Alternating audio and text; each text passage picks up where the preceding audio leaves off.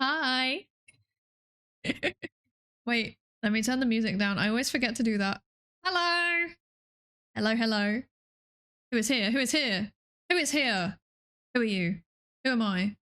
Asking the big questions. Hi everybody, how you doing? How you doing? Hello, Rairaku. Hello, hello. Hello, Rairaku. I hope you're good. Science info while watching everyone else work. Nice. Nice. Yes, we love scientific background noise. Welcome in. Hello, Phi. Hello. Psydere streams to edit and relax to. I think the music is exactly right for that, to be honest. It is pretty good for that. I tried to find something that had the same kind of vibe as the lo-fi that we've lost. Rest in peace, lo-fi. It was nice knowing you. Why did you disappear? I feel so sad. Hello, Curie. Hello. Hi, how are you doing? Hello, Hunter. Hi. I forgot I changed my volume settings and killed my eardrums. No, I'm sorry. I'm sorry. Hi, Astro. Hello, hello. Back over the 25k line again. Oh Lord, I'm living in fear. I'm living in fear. I'm scared. And hello, hello, Josh Jane and Duke Dockman for thank you for the lab safety register check-ins. Thank you, thank you. I hope you're both good. Hi, Rista. Hi, how are you? How are you? And hello, Stark J. Welcome in. Welcome in. Today we're going to be doing some science. We're going to be doing some science. We're going to read a scientific journal article. Or well, kind of. It's like a review. It's a review paper, but I think maybe or theoretical. I'm not 100% sure. We're going to find out. That's the fun. We're going to find out. All I know is that I've been told to read it, and so we must read it. It has been forcibly inserted into my Zotero library, so we are going to read it. That's the plan. That's the plan. That's the plan. Did you receive the message? Yes, I did. I have to go through them. I'm sorry. I've got I've got so many messages are marked on red. I worked through some of them today. I'm not very good at messages, and social media messages. Those are two things that I struggle with. Even in my daily life, I have stuff from work that I got like 4 months ago, and they keep being like, "Have you seen this?" And I'm like, "Yeah, I've seen it. I just haven't actioned it yet. Deal with it." So I apologize. I apologize. I'll get there eventually. Gonna be working on a paper during this, but I'll be here and popping in chat when I got something to say. Absolutely. Thank you so much for sticking with us while you're working, and I hope your paper goes well. I hope it goes well. You can do it. I believe in you. I believe in you. I believe in you. Hello, Husmod. Hello, hello. Yes, the cubelets. Hello, hello. How's the camouflage? Wait, let me look. Let me look. I can't process that like spontaneously. I'll get back to you. It looks fine? Question mark. I don't know much about it. I don't know much about it. So I will do some digging and then I will get back to you. Yes. Okay. So the plan for today is that yes, I've got this paper that I need to read. And I'm thinking we will read it together. We will read it together. Military psychologist. We will read it together. And then, yes, we vibe. It's not too long. It's only 8 pages. But I'm also feeling really motivated because Astro's been keeping tabs on how long it takes us to read papers. And by us, I mean V-Theorem. So I think so far, Mylin and Phi have both got sheets within the spreadsheet. And I'm feeling motivated because so far I have 1 entry and it's 0. It's 0 words per minute because I said I was going to read a paper and then we never got round to it because we were yapping too much. So today, consider this my version of the any % paper speed run. I am going to read this. We are going to read it. No matter how much you distract me, we are going to read it. I will not appreciate it if you keep distracting me. That will upset me. You don't want that, do you? No.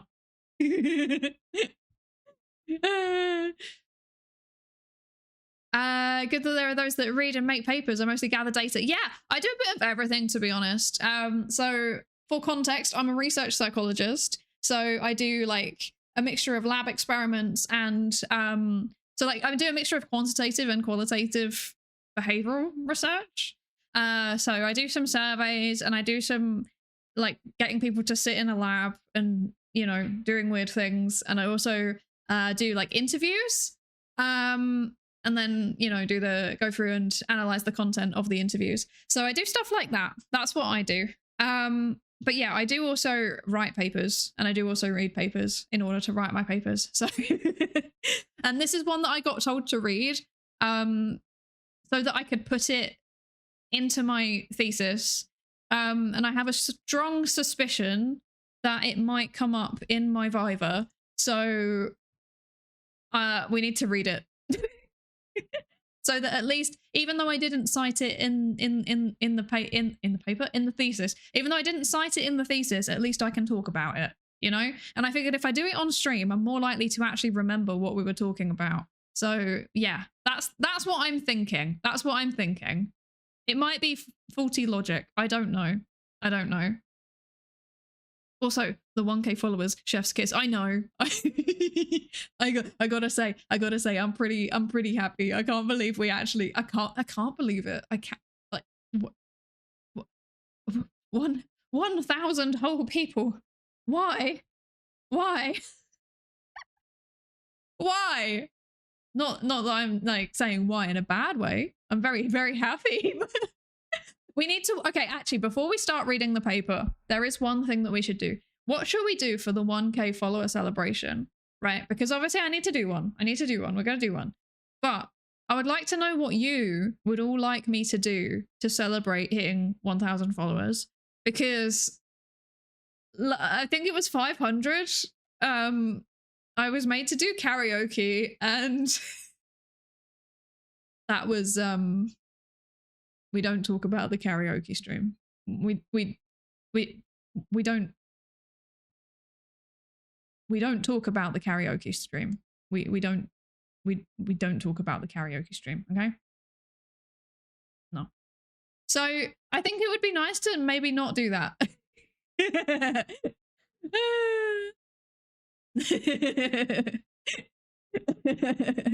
Let's not. Topic seems really cool. I know, this paper does seem really, really cool. I'm really, really interested. I skim read it and then I was like, well, I didn't fully skim read it. I read the abstract and then did a bit of a skim and then I was like, ooh, and then I was like, I want to read this on stream. So this is the plan. Hi, Woodsticks, hello. Actually reading the paper this time for sure, absolutely, 100%. We actually are, I swear. I may be yapping now, but we ain't going to be yapping the whole time, okay? We're actually going to end up with an actual paper in front of us actually being read, and it will be very good and exciting and fun. Yes, yes, yes. Science, yes. Hello, Mad Gab, how are you? What happened to me? I debuted a new model. About a week ago. This is my new model. It's Adventure Time themed. Yes, yes. Worked with the IVA Plus stuff? I don't actually know what that is. What is that? What's IVA Plus? I would like to know. Let me Google it real quick. IVA Plus. Oh, continuous performance test that assesses attention and response control by presenting a series of visual and auditory stimuli. No, I've never done that. I have done some cognitive testing, but never IVA Plus. I've done, which ones have I done? Oh gosh. Wait, let me just find it.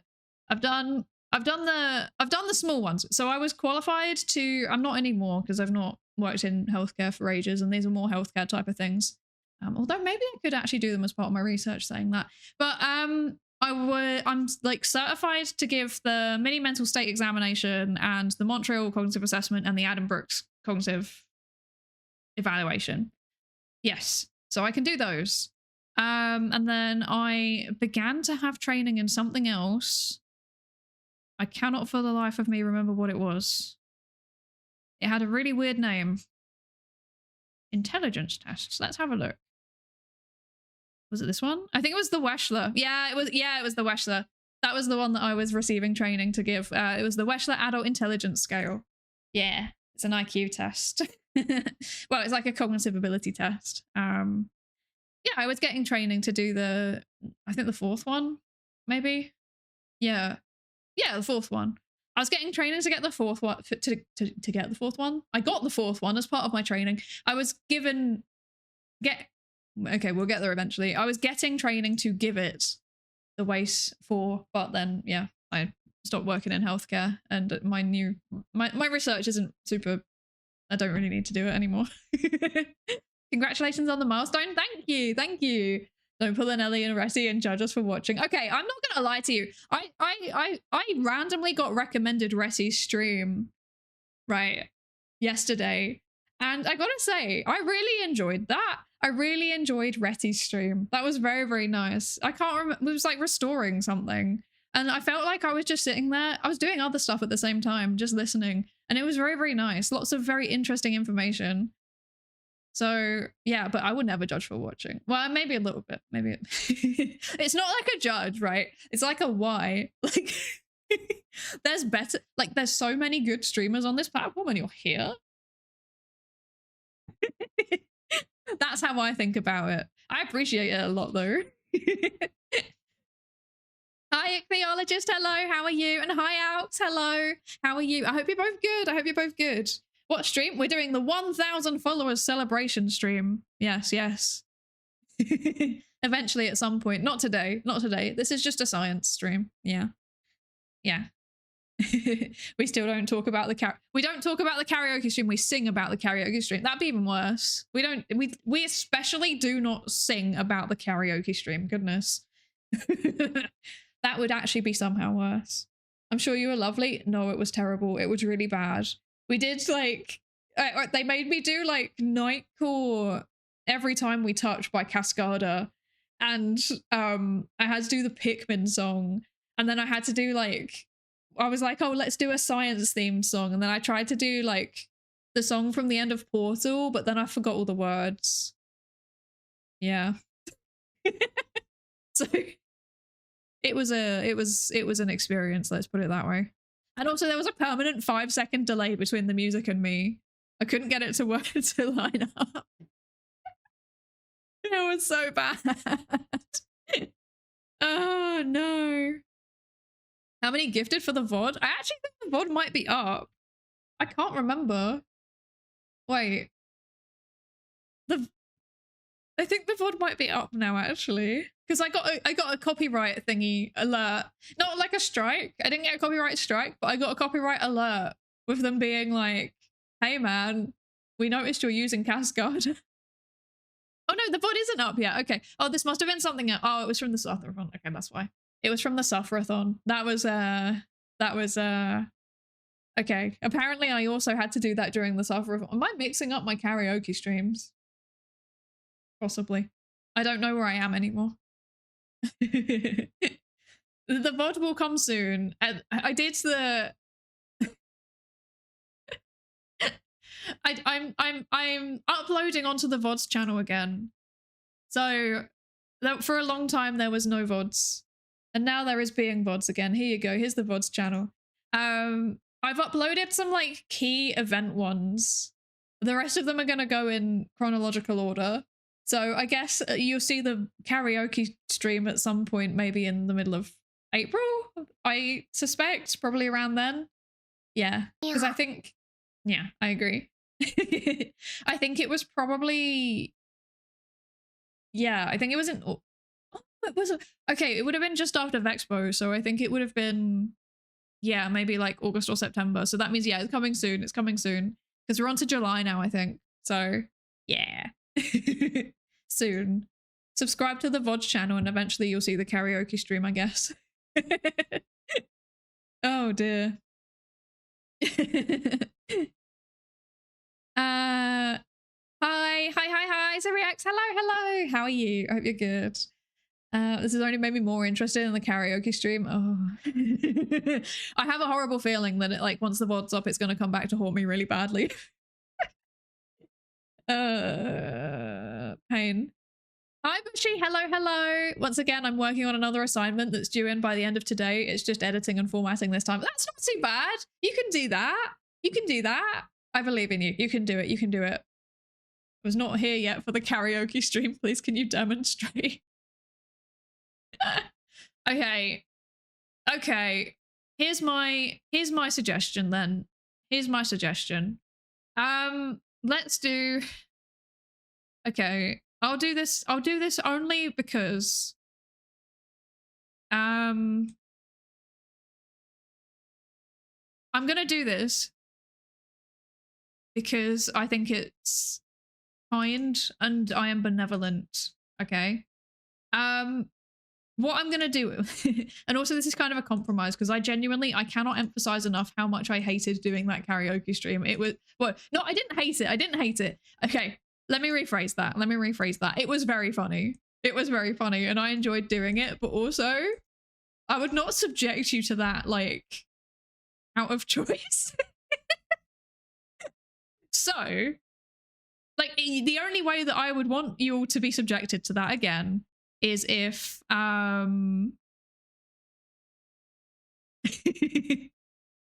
is if you wanted it. So it's my parent. Hello. Thank you for the follow. Okay, the only way that I will do this is if it's actually actively wanted. So here's what I'm going to do. I'm going to quickly set up a community challenge. Wait, how do you spell karaoke? Karaoke stream 2. The karaoke stream 2. There we go. To celebrate 100. Wait, not 100. 1,000 followers.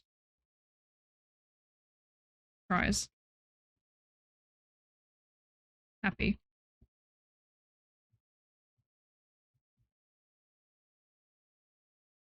Okay. So I'll set up a. What were the previous ones? I'm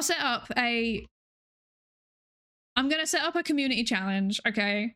I'm gonna set up a community challenge. I'm gonna make it a bit lower than the previous ones because maybe my streaming might be a bit infrequent at some point during this month because reasons. I have to work things. So what I'm going to do is I'm going to set a community challenge with the channel points, right? 50,000, but you've only got 2 weeks to fill it. Okay? That's the plan. I have a horrible feeling that you're all going to do this literally straight away. What do we think of that? You have 54. Okay. Well, I think there's a cap on how many that you can do. Also, hi, Lankuri. Thank you for coming in and instantly just making me suffer. Oh, no. Let's see. Okay, there we go. Community challenge. Start challenge. There you go. We've got the community challenge. If you all can fill this up with 50k points in 2 weeks, then I will do a karaoke stream. Oh god, okay. Thank you so much for the follow, Stark J. Welcome in. Oh my gosh. Sorry, I got yapping, and let me just quickly see what else is happening here. VIP them. Yes, we should VIP them. I think there's an artist thing also, which has the same thing, maybe. Wait. I can't do multiple things at once. My brain's melting. Let's see. Who is here and who have I been ignoring accidentally? Who's joined in? Has lathe restoration? Yes, the lathe restoration was so nice. I loved that. Hi Lankuri, hello. I can definitely recommend Retty. The lathe restoration is fun with only minimal breathing of not healthy chemicals. This is very true. I very much enjoyed the lathe restoration. I feel like I'm gonna spell Retty's name wrong though.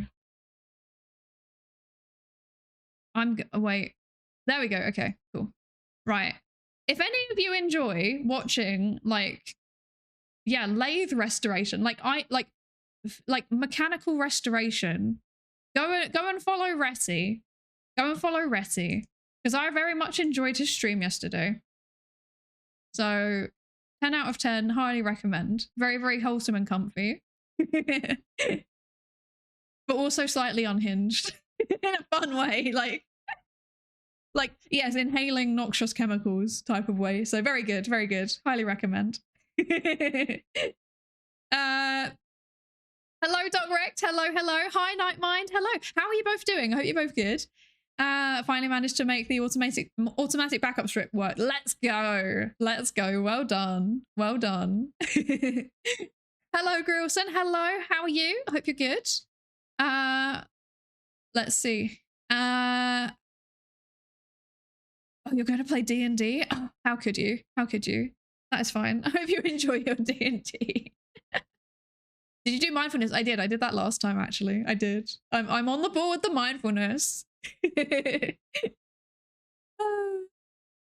Crazy Kitty. Hello. How are you? I hope you're good. You know what else is coming soon? The fog. The fog is coming. That is threatening. Lankuri, what are you planning? What are you planning? Hi, Mono. Hi. How are you doing? How are you doing? I hope you're good. Yes, we need to VIP Mylan. We need to do that. Side rate karaoke as idle activities makes up for the unsay-so V theorem.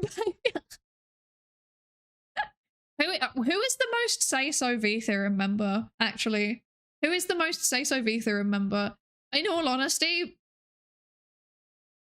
I'm leaning towards it being Z. It's not you. No offense. No, you are say-so, but like, you're safe for work, but not say-so. That's how I always say about me. You're the same. You're the same. Safe for work, but not say-so. They're different. We need to conceptually differentiate safe for work and say-so. Like, what is the underpinning difference between these two constructs? I need to know. You didn't see what happened in Z's physics stream? Oh, no, I haven't caught up with it yet. Wait, what? I feel like that probably wasn't her fault. Goodness gracious. So I think based on that, potentially I may be reclaiming the title of the most say-so V theorem member. Who knows? Who knows? Look at me. I'm literally an Adventure Time character. I can't be say-so. Adventure Time is another great example of a piece of media that's safe for work but not say-so. This is what I mean. This is what I mean. She intentionally bypassed the adult warning screen on YouTube and I blame her. That's so funny. That's so funny. Hi, Hormanda. Welcome in. Thank you for the follow. I hope you're good. I hope you're good. I hope you're ready to take part in research also, because that's what you've just signed up to, by the way. You've just signed the informed consent form. Shaking my head that Mylan wasn't helping us reach the 1,000 follower goal. Mylan doesn't stream on Twitch, to be fair. Mylan uses YouTube, so that's valid and understandable. Oh no. Wait, how much is the thing? How are you halfway there already almost? It's so Jhove. It's so Jhove. I'm gonna have to do the karaoke. No. It's fine. It's fine. It's fine. I'll try and make sure that the tech works first this time. Oh, goodness gracious. 2 weeks? Did you mean 2 streams? No, I'm going to be streaming more than that over the next 2 weeks, I think. But then, yeah, I might have to disappear at some point in April for a little while because of work stuff. Yeah, yeah. Sad times. 2K channel points is not a lot for the glorious karaoke. It's I suffer. Hi Tamarind, hello. How did Retty come up now? Oh yes, I was watching Retty's stream yesterday. I was honestly in the stream for like half of the time that the stream was up. Actually, I think I was there for like 2 hours or something. It was really nice. I really enjoyed his stream. Yeah. If you watch, make sure you chastised him to be kinder to himself. That's very true. He should be. That's very true. That's very true. Yeah. Let's see. Say so is safe for work. Oh wait, say so is safe for work as a youth minister. Yeah, right. Say so is like, so for me, say so is like safe for work is that there's nothing, like it might involve adult themes, but it's adult themes in a way that you'd be comfortable talking about it with your co-workers. So it's probably not. I don't need to be bullied like this. It's like you might talk about, I don't know, like a little bit of, I guess actually here's a good example. The times that we've talked about the psychology of like certain beliefs, right? Sometimes that strays into arguably adult topics. Because you might be talking about the psychology of adult like beliefs about adult topics, if that makes sense. So like they're the kind of things that like you might be comfortable having a conversation with your coworker about the psychology of certain things, right? But then you wouldn't like just, I don't know, show something adult directly to them, for example, if you catch my drift. But then like say so is like, it's a layer above that. It's like you don't even talk about it. Like you don't acknowledge it. You don't reference that it exists, you know? I don't know if that makes any sense. Say so is like, it would be safe to show to your like 7-year-old child / niece / nephew / what's the gender neutral term for niece and nephew? Is there one? I actually don't know. Huh. I've just realized if that's a word, then it should be a word. But yeah, like nibbling. Ugh, no, I hate that. Lava. Hello, Bobo. Lava is such a good word. I'm gonna use that. That's such a good word. And hi, how are you? I hope you're good. I hope you're good. I prefer my sibling's child. See, that makes sense. Hi, Zerkia. Hello.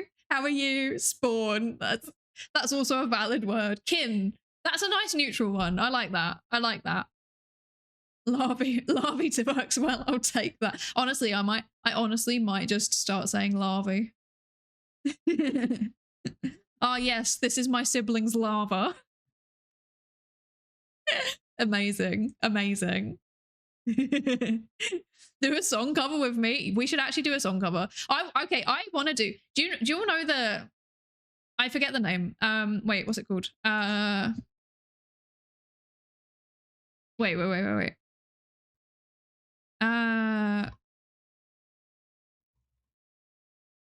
Right. So, do you know, hopefully most of you know what this is, otherwise I'm showing my age.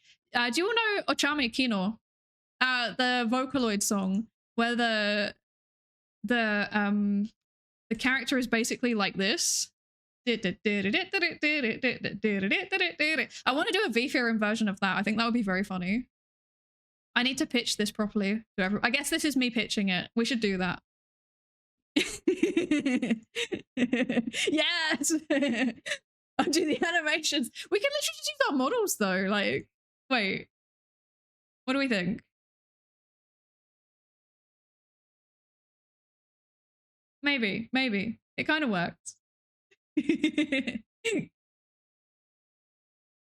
I'm down for trying. I can't sing though. That's the only problem. I can sway. I'm swayable. That's true. You are.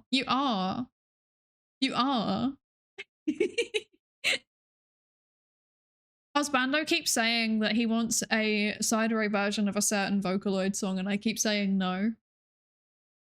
You can probably guess which one if you think hard enough.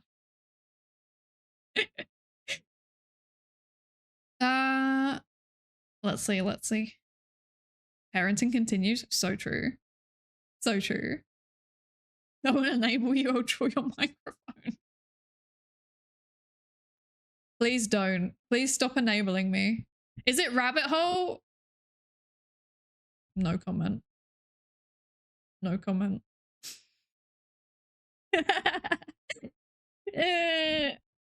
Wah.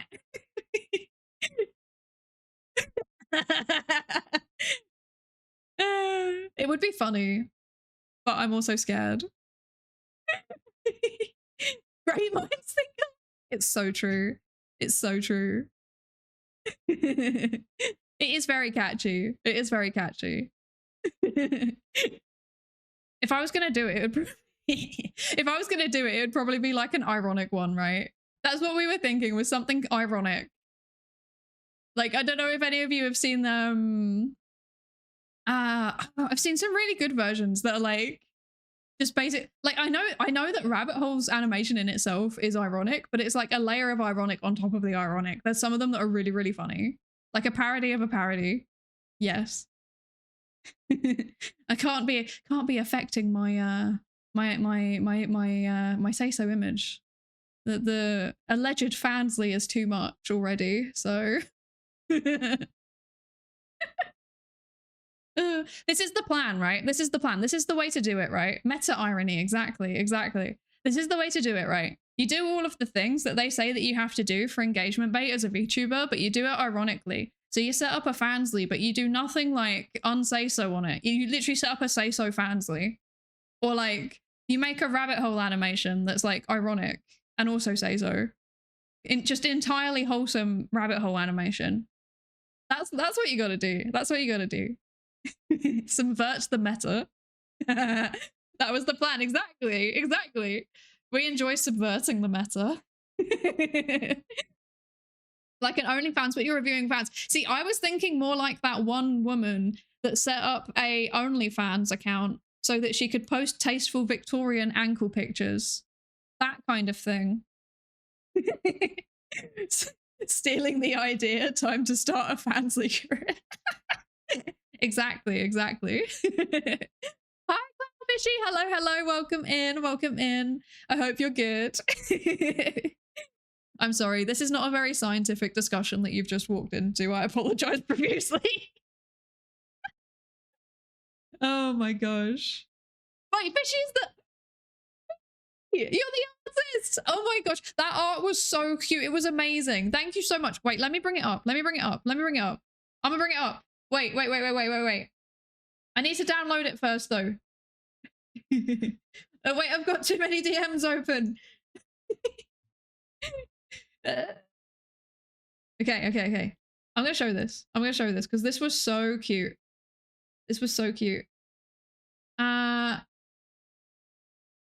Here.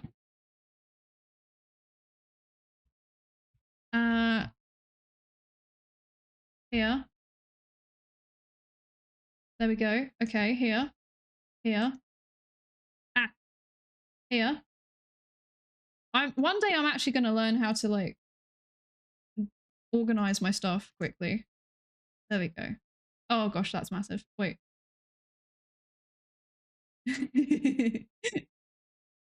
Here we go. Look at this. How cute is this? Basically, a little while back, Hosmod was not very well. He was in hospital. And we had to look after him. Well, I had to look after him. And everybody made like a little get well soon card for him, which was very, very cute. And Fishy and Bushy worked together for this art. And it is literally so cute. It's so cute. Thank you so much, Fishy. Thank you so much. I really appreciated that. So cute. I'm just going to keep it up for a second because it makes me happy.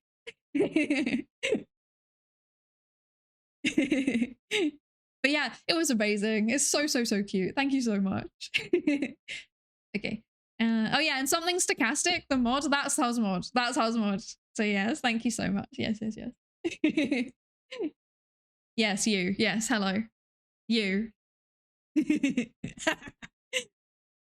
Threatening. So threatening.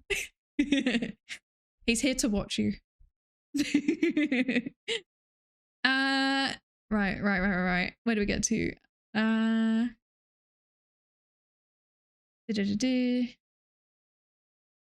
Ankles scandalous? I know. So scandalous.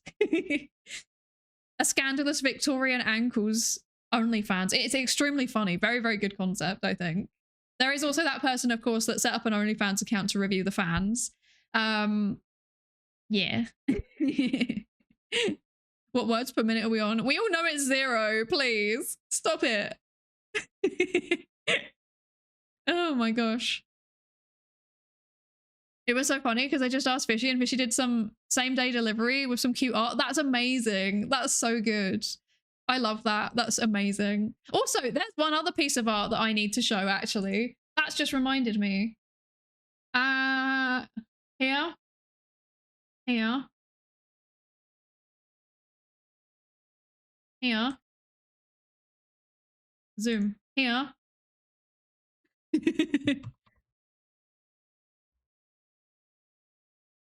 Wait.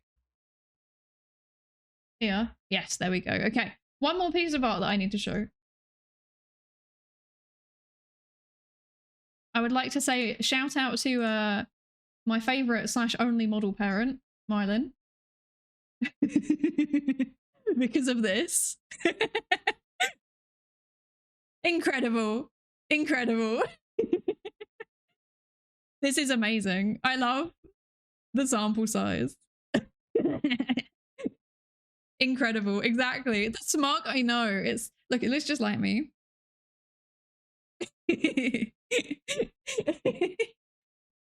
Perfect. Exactly. Impeccable smug. It's amazing. Thank you so much. I really appreciate it. Makes me happy.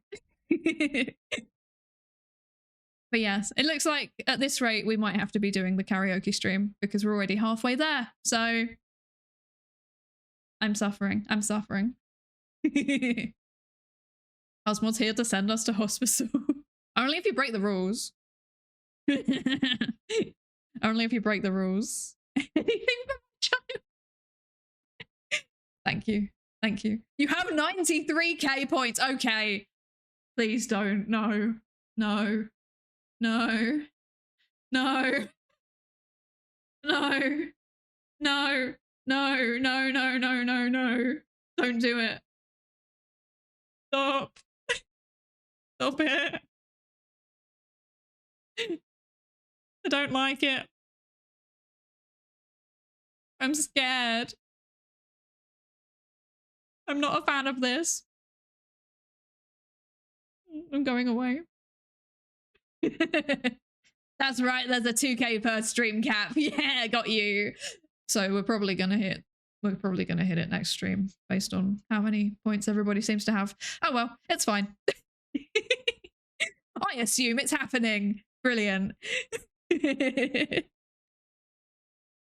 Oh gosh. I only did one haircut while you were saying what you'd accept for karaoke and now it's happening. I know, right? Too powerful. Everyone's too powerful. Were we supposed to be reading this stream? Yeah, we are. It's fine. It's fine. We'll get there eventually, you know. There's no rush. There's no rush. Easy art style and no shading. Truly perfect. This is very true, actually. This is very true. This is why I like Adventure Time also. Because like, even if there's something that I want in terms of art, I can probably attempt to do it myself. Potentially. So it's like a win-win for everybody. Yeah. Okay. What, should I not stream for 2 weeks to dodge it? No, I will stream. I'm not going to get around it. I will do it. I will do it. I will do it. Okay. Okay. So this is indeed meant to be a reading stream. It's meant to be a reading stream. Thank you for the reminder, Lankuri. So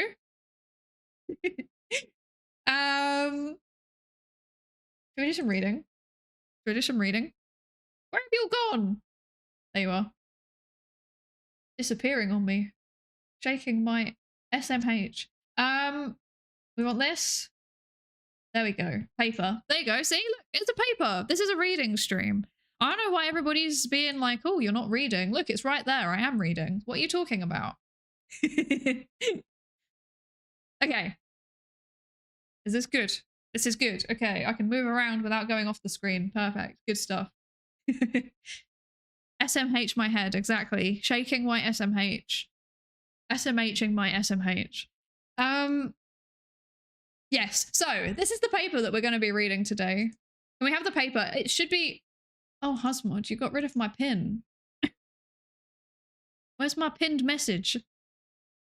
Where's my pinned message gone? It's gone. It's gone forever. We can. Where is it? Here it is. There you go. You replaced it with science. That's very true, actually. You did. There you go. There's the paper. In. No offense, science. You're getting replaced with more science. Okay. Wait, you're a science streamer? I know, it's terrible. Okay. Hello. Welcome in. Hello, Chula Aurora. Hello. Welcome in. Welcome in. How are you? Here you go. Here we give you a shout out. Thank you so much for the raid. Welcome in. Welcome in. What were you doing today? What were you doing today? I hope you're good. Hello, raiders. I'm Psydere. I am a research psychologist. Look, there's evidence behind me. There's a paper. We're gonna read a paper. I swear, I do actually do science sometimes. I swear. Today we're going to be learning about metacognitive myopia, which we will get to what it is in a second. We'll get to what it is in a second. But yeah, hi Gila, thank you so much for the raid. If you need to like get up and walk around and stuff, please do. Get food if you need to, stretch, etc, etc. Please do, please do. Oh, you were doing software and game development. Nice, nice, nice. Yeah, if you wanna lurk, that is fine. Otherwise, you're also more than welcome to go away and go do your thing, do your post-streaming thing.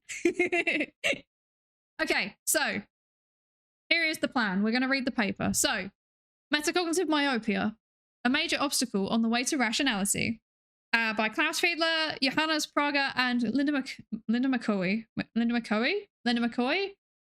Why is the Irish one the one that I'm struggling with? That's not okay.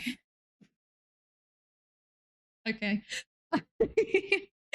Right, okay. And this was published in Current Directions in Psychological Science in 2023. Yeah, it's open access. It's got the, you know, the Creative Commons thingy. We can read it. It's all good. Good stuff, good stuff. The paper for Psydere's. The Psydere's paper. Yes, exactly. Exactly. Okay. Help, I'm stuck in a perpetual loading what? You're stuck in a perpetual raiding loading thingy. That is terrible. Twitch, are you okay? What's going on? Someone help this person. What's going on? It's all coming together. I've been trying to raid for 5 minutes, but it just keeps failing. It worked. It worked. Wait, I don't know if you can hear me. If you can hear me, it worked. The raid worked. If you can't hear me, then I don't know what to say. But yeah, I hope you're good. I hope you're good, and I hope the stream went well. But yeah, I don't know if you heard what I was saying before, but yeah, if you need to get away from the stream for a bit and stretch and eat food and stuff, absolutely please do. Otherwise, you know, tell me about what you're up to. I would love to hear. I would love to hear. I love technology. I know, right? I know. I've had the same thing happen to me before, I think. Twitch was just like, thanks for the raid, and then it just exploded. So my computer krilled itself, so I had to have a short dev stream. What on earth were you doing to it? What did you do? 1 hour has become pretty standard for me for dev streams. Yeah, to be honest, I've only ever done like maybe 2 or 3 coding streams, and they were like really, really overwhelming, to be honest. So that is, yeah, very, very good. Yeah, the fact that you even managed to focus for an hour on it, impressive. I had to take massive breaks every time. I just couldn't focus on it. I really, really struggled. I tried to open Substance. Oh, I tried to open Substance Painter. Oh dear. How dare you try to open it? Is Substance Painter the one that's like for 3D modeling? Yeah, for okay, yeah, for textures. Yeah. I know the one. Yeah, it just exploded. That doesn't surprise me. I've seen that happen before. Basically just run out of interesting things to do that aren't 2 hours of retopologizing. I mean, that itself, I find it quite interesting. Like, so that kind of thing I love watching while I'm doing my own work. So I'm very much like a lurker in other people's streams because a lot of the time I'm watching a stream or listening to a stream whilst doing something else. And that's exactly the kind of stream that I love to have on in the background. So most of my most watched categories are probably like, you know, like art, makers and crafting, and yeah, software and game development and science and tech, because there's a lot of people just like doing stuff. Yeah, I like that. And also co-working. There's a whole co-working strategy category. There's a whole co-working category now, which is very cool. Also, thank you so much for the follow. I'm so sorry. I don't know how to pronounce that. I don't speak Korean. I'm sorry. But thank you so much for the follow. SJH5141. Thank you so much. Welcome in. Welcome in. And thank you for the lab safety register check-ins. Ringo in all caps and Pamarenic. Cheese. You realize I'm going to do that every single time you come in, right? Like, this is a recurring thing and you're never going to get away from it. Be real, you're an iPad baby? No. But I don't think there was... iPads weren't even a thing when I was a baby. I'm not even sure... I guess I was like an original Game Boy baby. I had an original Game Boy very young. But like, you know, not like the color. I mean like the brick one. Like the proper brick looking one. I had that when I was a baby, I guess. Or like a toddler. Yeah. So no, the answer is no, I'm not an iPad baby. I'm an iPad woman. Actually, no, I've never had an iPad. I've never had an iPad. It's mainly retopologizing and cleaning up models. It's like 90% me crying. Oh, I see. That, I mean, to be fair, that's me when I actually get around to reading the paper, so that's relatable. Makers and crafting, like Retty Setty, exactly. Exactly. I also got too productive in my first few dev streams that I burned through like a month of assigned tasks in a week. I mean, that's not a bad problem to have. That's not a bad problem to have. At least I'm making my mark. That's very true. That's very true. Back in pre-times, no. I was a cathodic screen baby. Actually, yes, we had CRTs. Yeah. I had a CRT growing up. iPad baby is a state of mind. That's valid. That's valid. Did it have color? No, it was the black and white one. So the black and white, like, I guess the color of the handheld was like a kind of like beigey gray, and then it was like a big chunky thing, like thick. It was a thick boy, and yeah, it was, the screen was black and white. So that's what I had. That was my first ever handheld, I guess. And then my first ever console was the PlayStation 1. So yeah, which I played on my CRT. Yeah. I played Spyro. That was the first game that I ever played, I think, was Spyro. Specifically Spyro. Actually, probably all three of them. I think I had all three of them on the PS1. Yeah. Yes. Now you're out of things to work on. There's always things to work on, though. You can always find something. You can always find something. I was who has a personal computer? That's for rich people, baby. Okay, I'm not gonna lie, I did have one, but we weren't rich. It's just that one of the people that I grew up with had to use a PC for work. Like that was part of their job, but they were also old, like retired. So they were given like a work PC to take home. They basically invented working from home in the 90s. So so yeah, they got given this, like, it was like a proper like chunky thing. Yeah. Running, what did it run? It ran like Windows 98, I think. I want to say that. It had Windows 98 on it. It was a big old chunky CRT type monitor. Yeah. That was my first ever PC that I interacted with. I was really, really lucky, to be honest, that we had access to that, because it got me interested in digital dancing very, very early on. Yeah. Hello, Kate Natters. Hello. Welcome in. Yes, familiar names. Yes. It makes me happy. It makes me happy. Crying, sobbing. I realize I'm the youngest person here right now. You probably are. Actually, you might not be. You might not be. Wait. Let me see who's lurking. Wait. Okay, you might be the youngest person now, but sometimes you're not. That I know for a fact. That I know for a fact.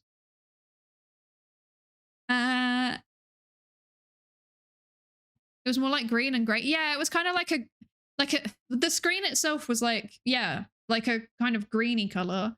And then like the body of it, I remember it being kind of like beigey gray. I don't know, I might be wrong. Wait, let me look it up.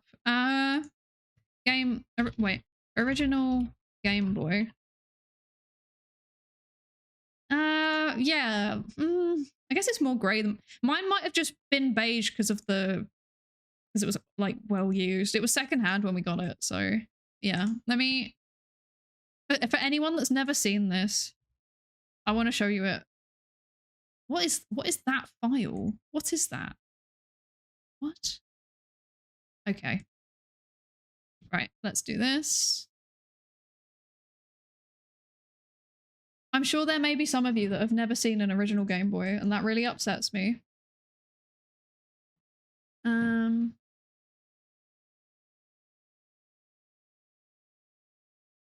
Here you go. Okay. This was my first ever handheld.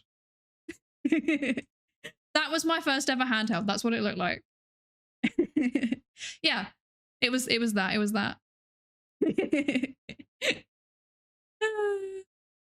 Yeah. So I remember I had Pokemon on it. I had Pokemon on it, and I had Tetris. And that was it. That was all we had.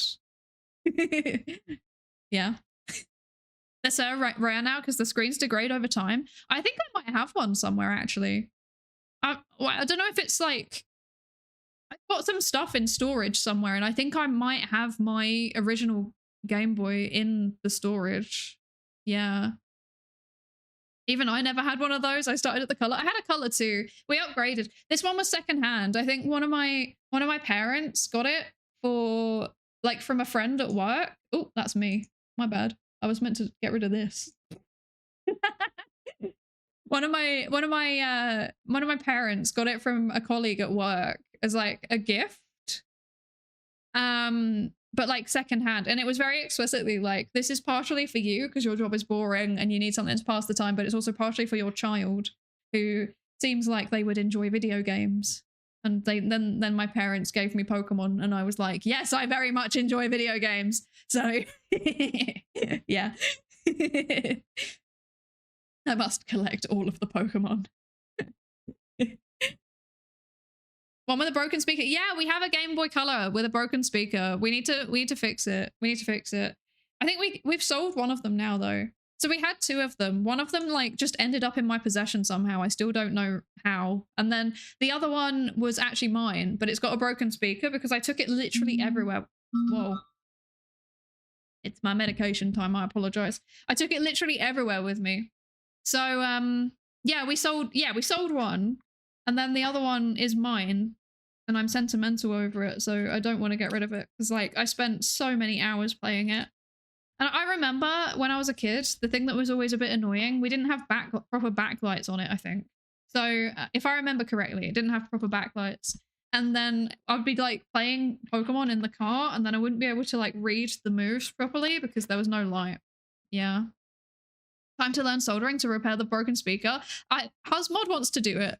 But I could probably learn, but I think I would want to practice on something that's like not sentimental to me, if that makes sense. Like I would literally cry if something.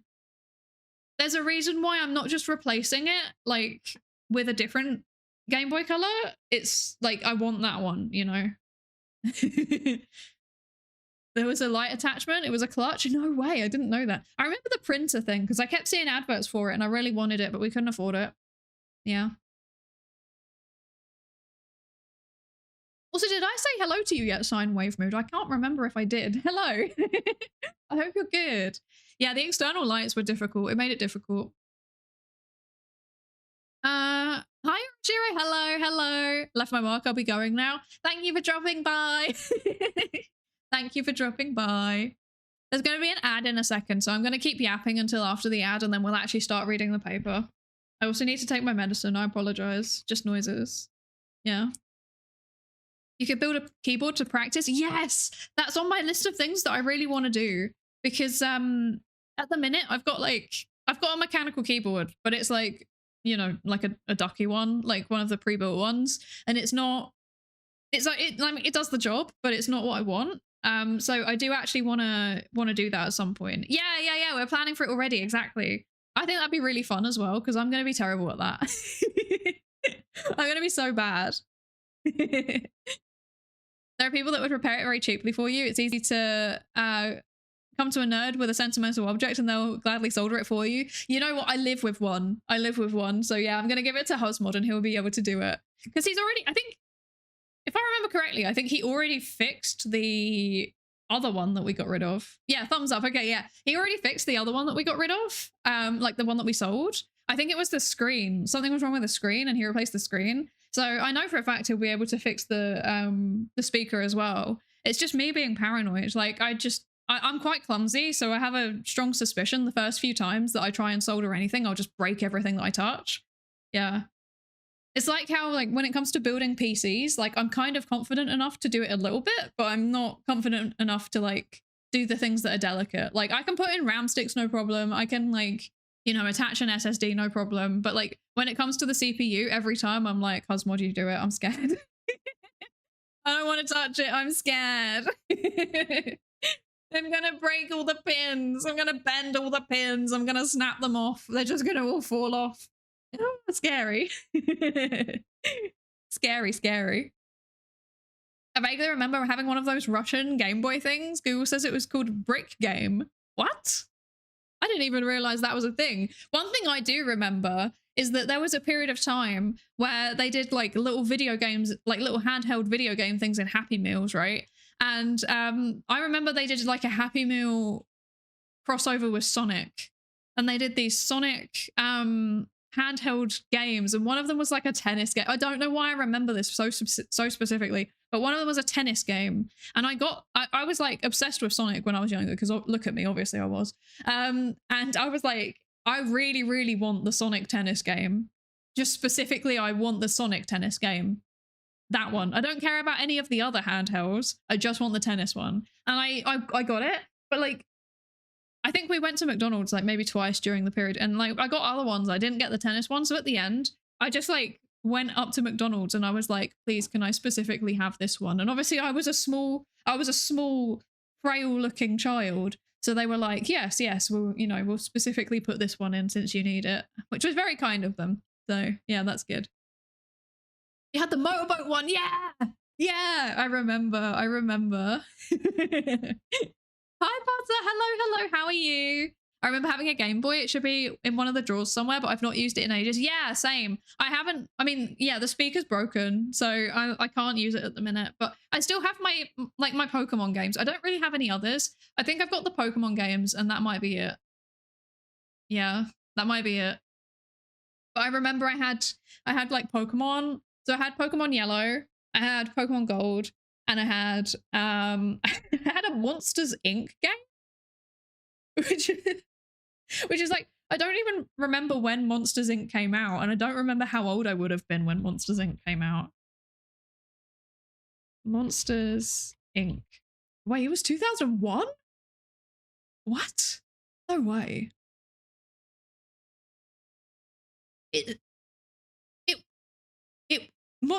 Monsters Inc. came out in 2001?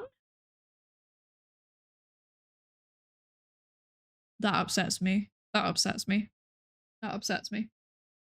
my lord. It predates me. Stop it, Astro. Stop it. Oh no. Hi. Hello. How are you doing? I hope you're good.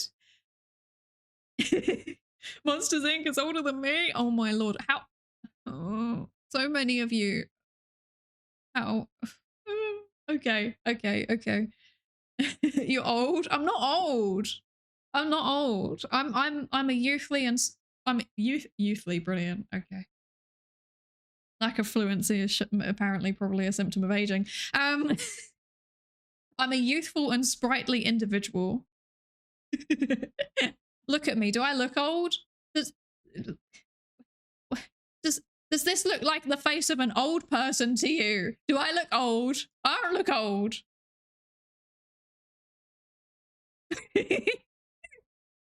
How could I be old? How could I be old? Look at me. I'm just a little guy. Yes. Oh, come on. Come on. In VTuber years, 25 plus is ancient. Stop. Stop. Okay, genuinely, I'm not old. I'm not old. I'm not even old for VTubers. I know lots of VTubers who are older than me, so I'm suffering. Okay. Oh my gosh. Oh, also hi Doody-Doo. Hello, hello. Just dropped in to say hi and to save the article link for later. Have a good stream. Thank you. Thank you. I hope you have a good rest of your day. Thank you so much for dropping in. I hope you have a good rest of your day. Someone's looking for a fight. I know, right? We're gonna have a fight in the Super Value car park. Although, to be fair, I think that's something that me and Rin could agree with. You're not old yet? Not for a good long while with my vague knowledge of your age? Yeah, I'm not old. Look, I'm a zillennial, right? I'm a zillennial. Psydere is canonically late 20s, okay? So, not for long, but for now. So I'm definitely not old, okay? I'm definitely not old. Although I've had a few people tell me they thought I was older than I am, and I have a feeling it might be the being married thing. Like, apparently being married ages you. People think you're older than you are, which makes sense because the average age to get married is like mid-30s now, right? So I can see why that is, but yeah. I'm canonically 8 days, you're ancient. That's true, actually. It's true, it's true, it's true. Old is relative. This is true. Maybe I just give old energy. Maybe I'm not old. I'm wise. I can't even say that. Like, I can't even say that with a straight face. That is wild. I'm late 20s and I feel old. That's a mood. I feel old. Like when I'm streaming, I don't feel old. When I'm like working, I don't feel old. When I'm doing my hobbies, I don't feel old. And then I stand up from my PC and all of my joints crack and I feel lightheaded. And then I have to go and take my medication. And there's like multiple pills. And then I'm like, oh, maybe I am. I don't know. Oh, no.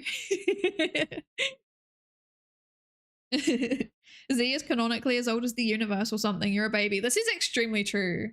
This is extremely true.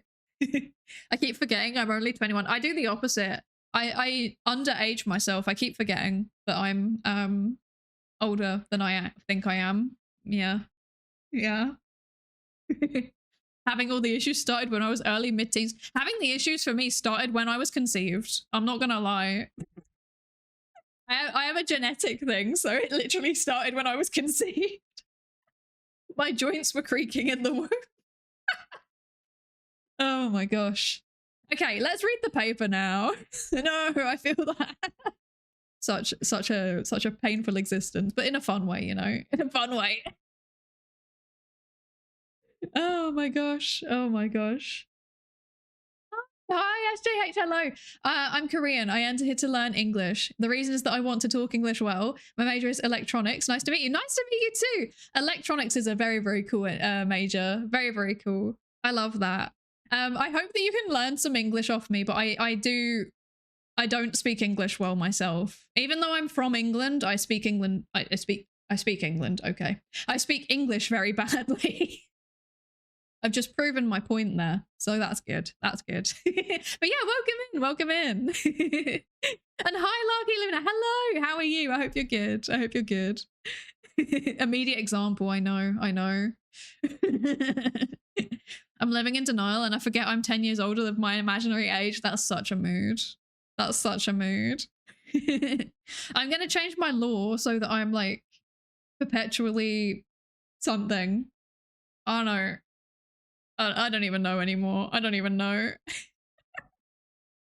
I too speak English. I'm suffering. I'm suffering. Well, let's see if we can read coherently today, you know? You speak poorly, not badly. There was literally 2 examples. Okay, brilliant. Okay, okay. I had a shower and the chocolate I left in my room melted. I want cold back. No, I'm sorry. I'm sorry. You can have some of our cold. It's been, well, actually, no, it's not been that cold. It's been kind of cold. Depends on your definition of cold. Probably cold in Ireland means something very different to cold wherever you are. So magical girls don't age, obviously. This is very true, actually. This is very true. Okay. Right, let's actually read the paper now. Okay, so the paper is Metacognitive Myopia, a Major Obstacle on the Way to Rationality by Klaus Fiedler, Johannes Prager, and Linda McCoy. Let's go. Let's read the paper. I've got the yapping out my system. It's been an hour. Let's read the paper. It's 8 pages. I am determined to have a not terrible words per minute. No, it has to be a fair test, doesn't it? I was going to say my plea to Astro is to remove the yapping segment at the beginning, because you have to do that really on Twitch in order to let people join you. But also, that's also just me trying to cover up the fact that I'm a yapper. So include it, include it. I will pay for my sins. Super Zero, let's go! Words per minute. Goodness gracious. Oh dear, oh dear, oh dear. I had, okay, let's read the paper now. Got busy with something for 20 minutes, came back, and now it's okay, let's actually read the paper. Oh my gosh. One day. Can't wait to see all the data on the same axis. I know, right? I'm really excited. It's going to be fun. It's going to be fun. Okay. I need to read more papers. This is getting weirdly competitive. I know, right? This is going to become an actual thing. We're going to like have an entire league. We should do an event at some point where it's like, we have to... Wait, no, okay, hear me out. I've got an idea for an event. Okay, it's like a raid train. We each get like 2 hours. We have to read as much of a paper as possible in that time. We all choose like a paper that's the same length in our respective fields. We all get 2 hours. We have to read as much of it as possible within the 2 hours. At the end of the 2 hours, it just stops and you have to raid out. What do you think? What do you think? The raid train's gonna stop for repairs inside streamer. This is too much. This is too much. I'm leaving. I can't deal with this bullying.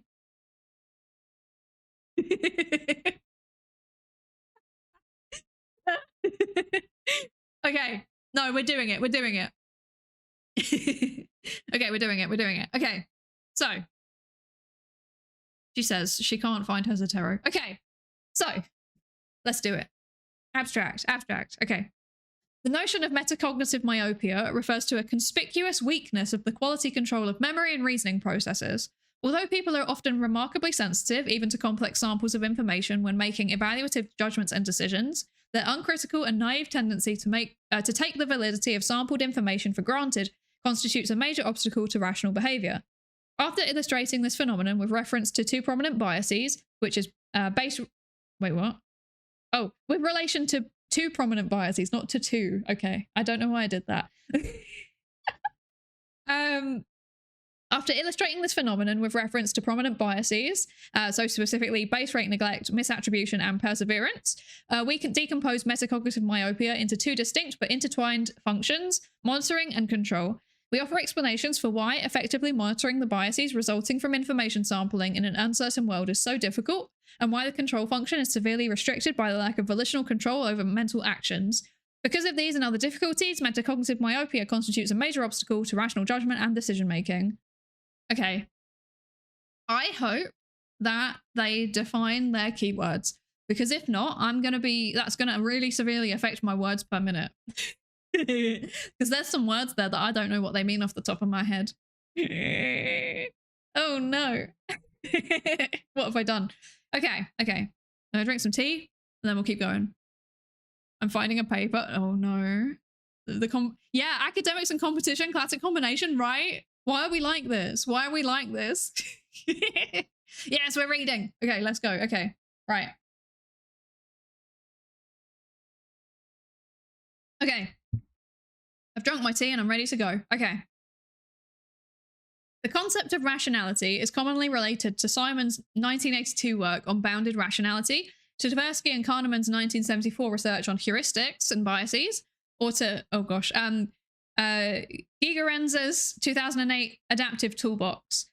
Complementing these classic perspectives, we assign a key role to metacognition.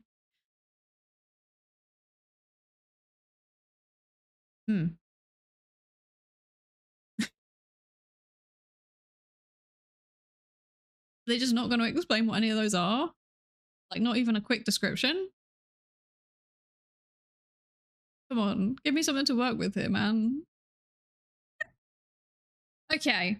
I don't know what these things... Okay, I know what heuristics and biases are.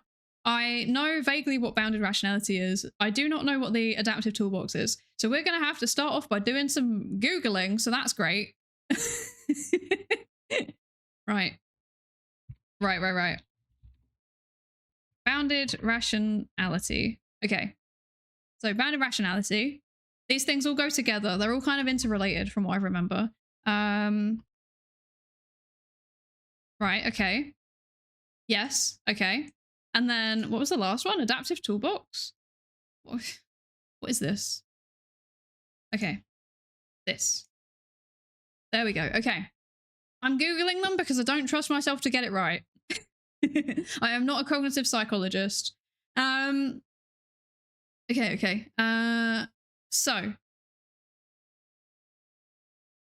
Okay, so bounded rationality is the idea that rationality is limited when individuals make decisions, and under these limitations, rational individuals will select a decision that's satisfactory rather than optimal. So basically, there's constraints on the way that you think, and that means that instead of making the best possible decision, you end up making a decision that's good enough. That's basically what bounded rationality is. I feel like that's hopefully fairly straightforward and we can all get on board with that. Biases and heuristics. So heuristics are basically like mental shortcuts, right? They're ways to... They're like quick rules that you can use to make your decisions quickly. So it speeds up things. And biases are like systematic errors, basically. So you might, if you're given the same kind of decision that you need to make over and over again, it's like an error that you make over and over again. I don't know if that makes any sense. So yeah, heuristics are shortcuts and biases are, well, biases, I don't know how else to describe that. Yeah, like systematic errors. Right, what's the adaptive toolbox? This is the one I don't know what that is. The adaptive toolbox is this is literally like a read of the abstract, by the way.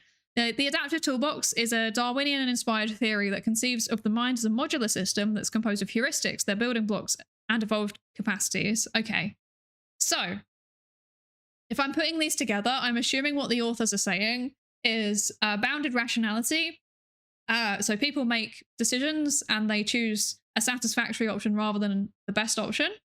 They do that partially because of those mental shortcuts, the heuristics, and also because of the systematic errors in their reasoning, the biases. And then there is arguably an evolutionary component to why this happens. So I think that is a brief summary of what the authors are trying to say with this very concise sentence. Does that make sense? Does that make sense? Now we know why the paper is so short. I know, right? Because they're just going to be skipping over massive chunks of information. That's fine. That's what I'm here for. At least I'll do my best. I'll do my best. I wish I knew how to read. That's a mood. I feel like I don't know how to read. I don't know. I zoned out. That's extremely relatable, actually. Extremely relatable. I don't know either anymore. So, bounded rationality, we make decisions within constraints, that's the word. Confines and constraints are kind of the same word though, really, aren't they? They're kind of synonyms, so that wasn't too bad. But yeah, we make decisions. They're not always the best decisions. We make not always the best decisions because of taking shortcuts in our thinking, And also because sometimes our thinking is just wrong. Yeah. That's it, basically. That's it. It's, yeah. People make bad decisions. That's the TLDR.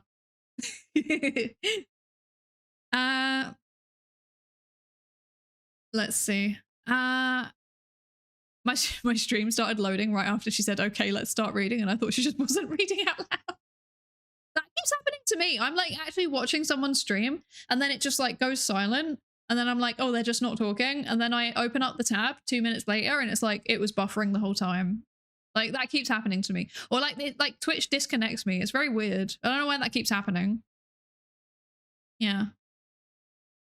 Also, hi, said Victor. Hope you're good. Thank you for the lab safety register check-in. Thank you, thank you. This feels like it's talking about me. It's talking about all of us. It's talking about all of us. I've taken damage. I require medical supplies. Okay, right. So Twitch hates you being alt-tabbed. Yeah, legit, right? And it's like sometimes I just want to listen, you know? I just assumed it was my internet being weird. No, it's doing, I think it's doing it to everyone now. It's very painful and annoying. Yeah, because I have good internet and it does it to me. So yeah, it's like, leave me alone, let me listen. I don't need to watch, I just want to listen, you know? Listening is still valid. Stop taking that away from me. I'm getting that you can't trust anyone or anything, not even yourself. Exactly. Exactly, that's exactly what it's saying. Exactly. Okay, right. So our starting point is the premise that in everyday life, cognitive biases and illusions are as normal and ubiquitous as speech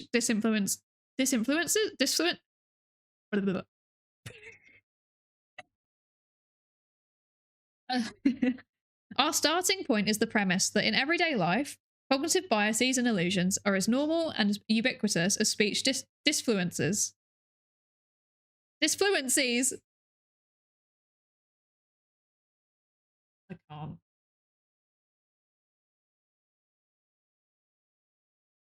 When she can't pronounce disfluencies, am I right, lads? The irony. Yes, thank you. Yes, demonstration. Yes, exactly. Your reading errors, exactly. Am I right, lads? When the streamer does the funny thing, am I right, lads? I'm unlearning English. I'm so sorry. I'm so sorry. VOD watchers skip to the next hour to get to the end of this paragraph. It's so true. It's so true. Also, hello to Volkman. Welcome in. Oh gosh. They did that on purpose, putting the hard words before the reading errors. I know. They definitely did that. They definitely did that on purpose. She needs error bars on her on her pronunciation.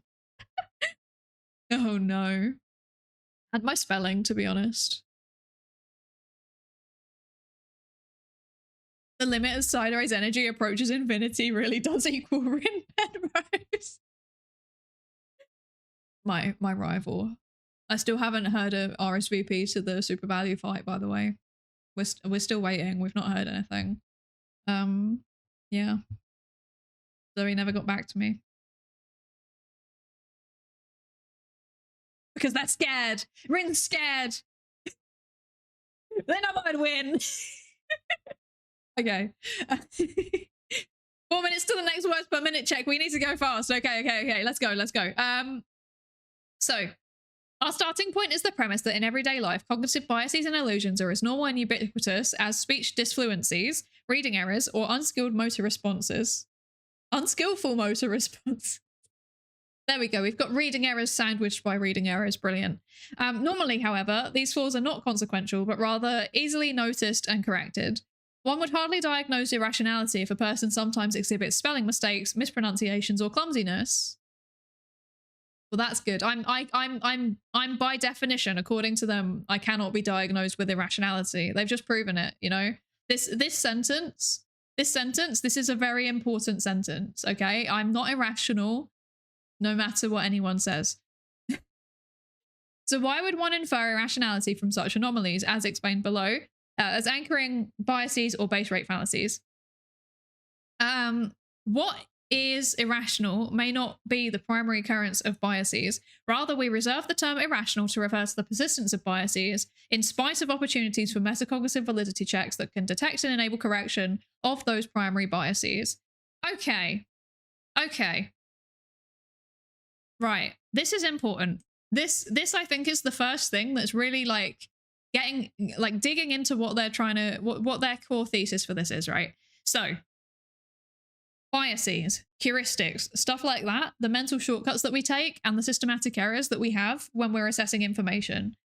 It's not the fact that they exist, it's whether people keep using them even though they could find out that they're doing it and be aware that they're doing it. So if I, for example, if I have like, I don't know, if I have a cognitive bias where I always read disfluencies as disinfluences, for example, right? If I'm just doing it, it's just like, I'm bad at reading, whatever, you know, it's fine. It's just a mistake. If people then say to me, hey, by the way, you're actually reading that wrong, and then I keep doing it, that's no longer just me just like doing it. That's no longer just a mistake. I've got an opportunity to correct my mistake and I'm just not doing it. So I think that is basically what they're saying here, is that cognitive biases, like, they are just part and parcel of how we think. We're always going to make errors, but we have opportunities to be made aware of those errors and to correct them. So the real question then becomes, why, if we're aware of them, do we not correct them? Okay, I think that's what they're saying. Yes, that's how I understand this. This is a reactive measurement. Awareness of Astral's tracking of word per minute encourage us to adjust our reading speed. That's very true. That's very true. It says sometimes, not always. That's also true. That's also true. Yes. What is irrational? So true. I ask myself this on a daily basis. It's how much pushback I take it. Yeah, kind of. Like, are you maybe not necessarily like active pushback, but more like if you're told, hey, by the way, you're making an error when you process this information. If you then just like refuse to change how you're doing it, like that is interesting, because the fact that it's just happening, you know, we all make errors in our thinking, but like if you then refuse, or like if you're made aware of it and then you're not even that you refuse, you just then don't do anything with that information. Like, it's not even active. It doesn't need to be active resistance, right? It could just be like passive, like, whatever, I don't care. Yeah. Why does that happen? Yeah, exactly. Your brain's like, I'm going to keep doing it this way. Exactly. If that happens, why? That's what they're saying is more interesting than the fact that the biases exist in the first place. Yeah. Also, hi, Gabara. Thank you for the follow. Welcome in. Welcome in. I hope you're ready to take part in some research, because you just signed the informed consent form. We don't correct them because we always spell incorrectly. Eh? Do people do that? I've never seen that before. The thing that I always see is like, I think the obvious ones are like different forms of your, different forms of there, but then also I've started seeing more people like like mixing up R as in we are, and then R as in our thing. This thing, like, this is our thing, it belongs to us. And I find that really, really interesting. I've had to just correct my pronunciation while I was saying that to make it like understandable, because I actually say the second one our, so it's like, this is our thing. So the fact that people say it are and then like mix it up, I find that like, what, huh? Because am I saying it wrong? Have I been saying it wrong my whole life? I'm confused. My mum with miso soup. Miso. Mum, it's miso. Have some miso soup. I knew somebody that used to pronounce ramen as Raymond, like the name. Like, you know, like the TV series, Everyone Loves Raymond, or whatever it was. They would say it like Raymond. One of the two. It's very weird. And then like I correct it and they just keep saying it. And I'd be like, what? What are you doing? Why are you saying it like that? Weird. It's like my father refusing to accept anything from ancient Greece did anything to influence today. What? That's also a bit weird. What? Why? 2.47 words per minute. Time to go make myself a hot chocolate. Should miss no more than 20 words. It's true. I can't even deny it. That's the worst part. Enjoy your hot chocolate. I should make one. Ooh, now I want hot chocolate. We should make hot chocolate after the stream. I said that while looking at Husmod and then I realized he's not looking at me. We should make hot chocolate after the stream. I like it. I like it. Hour. Oh yeah. I didn't realize that they're pronounced kind of similarly in some places. It's a joke of incorrectly's definition. I just doubled down and spelled it wrong both times. That's very funny. We love Raymond noodles. I know, right? I have some gripes with English spelling. Business infuriates me. Placement of I versus how it sounds, like where the I is placed. I agree. It's very annoying. I agree. I agree. English in general is just weird. Can you not be internally inconsistent and therefore irrational though? Like if you understand the concept of biases, but you keep making generalizations without vetting them, would that not be irrational? I think that's what they're asking in this paper. I don't really know, because I'm in one thing that they haven't defined, which I would really like to know, is how are they defining rational versus irrational? Like what is their definition there? It might come later in the paper, but yeah, I feel like we're just using it in a kind of like layperson sense. I don't know. That's one of my pet peeves in papers, to be honest. Even if you need to shorten it down, please, please, please define your key terms. Because like what you're meaning by like rational and irrational might be something totally different. Based on what they've said here. What did they say? So they said, actually, no, there's nothing here that's like super obvious. Oh yeah, so they've said, why should one infer irrationality from such anomalies explained below as anchoring biases and base rate fallacies? I think they might be explaining it later, so we'll see what they say. We'll see what they say. As an American, everything you say is weird to me, but it's okay because I love and appreciate your content. Thank you. I mean, to be fair, I hear a lot of things from like Americans that I'm like, oh, that's weird. But the first time I heard pavement referred to as a sidewalk, I was like, why are you calling it that? Like, the road is not the central thing here. The cars and the vehicles and the also that's another thing actually. I've always said it vehicles. That's how I was taught to say it. And then I heard Americans say vehicles and I was like, what? Eh? But yeah, like the vehicles and the people, the pedestrians, they are equal, you know? Ideally cycles also. So the fact that it's called a sidewalk is just like reflecting the cultural tendency to orientate around cars. Whereas the fact it's called a road and a pavement here is like, they're both distinct things with equal weighting. This is my opinion. I might be wrong, but that's how I process it. I have no idea of like where those words actually came from, but that's how I feel about them.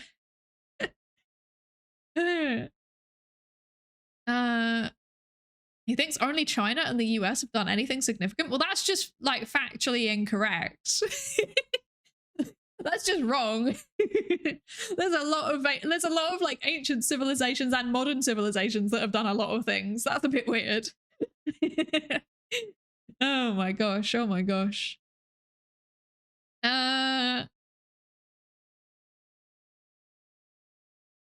Why people invented tacos, and I think that's the most significant invention ever. So put that in your dad's pipe and smoke it. Oh my gosh. I mean, wait, also the UK is not on that list. We literally invented like trains. I feel like that's pretty significant, you know? We literally invented the Industrial Revolution. Come on. Give us something here, surely. We pretty much invented capitalism, to be honest. At least in its modern form. Come on. Oh gosh. Sneakers, don't even get me started. You do not sneak in them. Why are they called that? They're not for sneaking, they're for running. Stop it. You know what? No, you know what you do when you do sports? What do you do when you're getting ready for a competition? You train in your trainers. They are not sneakers. You do not sneak for your competition. Don't even. That makes me angry. Oh goodness. I've never heard vehicles. I have. I literally heard it the other day, actually. I was out and about and there were some American tourists and they were like, the vehicles are different here. I was like, okay, that was a terrible accent. I apologize. That was like I half committed to it and then gave up like within half a second. How'd you say lieutenant? I say lieutenant. Is that wrong? Bottle of water sounding air.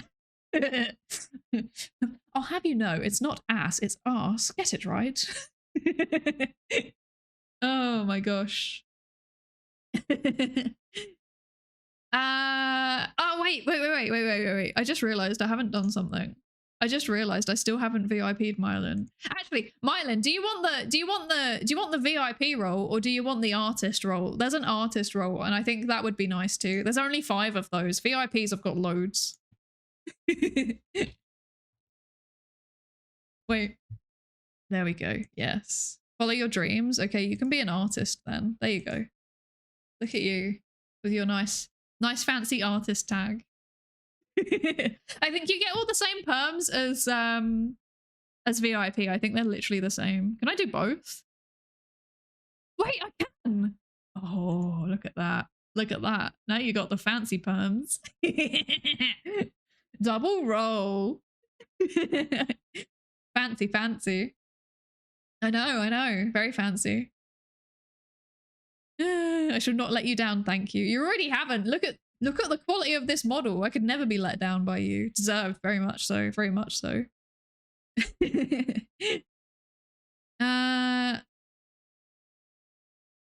Let's see. Has a word been read? No. We got sidetracked. Of course we did. We invented most of the good and bad things from that time. That's true. That's true. The UK invented trains. Big W for the autistics in chat. So true, actually. We made it possible. We made it possible. My favorite thing to just sit and watch when I'm stressed is train videos. I'm not gonna lie. I love them. I love them. Pavement comes from pavir. Is that French? To beat, ram, tread down, essentially meaning hardened footway. I see. That makes sense.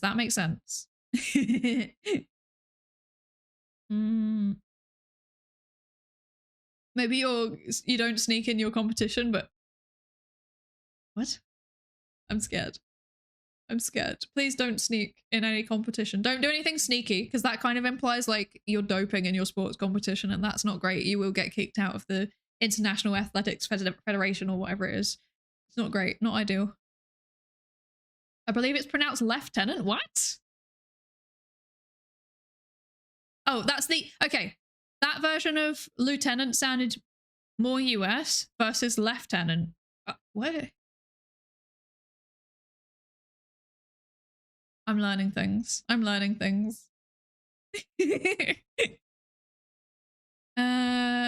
Gonna go get groceries? No problem. Enjoy your grocery shopping. Thank you for the words per minute power, and thank you for joining us, Mylan. Thank you. Yes. Take your artist powers. You gotta head out, Lankuri, as well. No problem. Thank you for joining us. I hope you have a lovely rest of your day. I will read a few words in your honor. I promise. We'll go. We'll read now. We'll do the reading. There's an error in the spreadsheet. Oh no. I hope it's not mine. Or if it is an error in mine, I hope it doesn't revise it down. Your word per minute was 1 higher as it was taking the wrong winds. Oh. Okay, so my words per minute's low. Okay.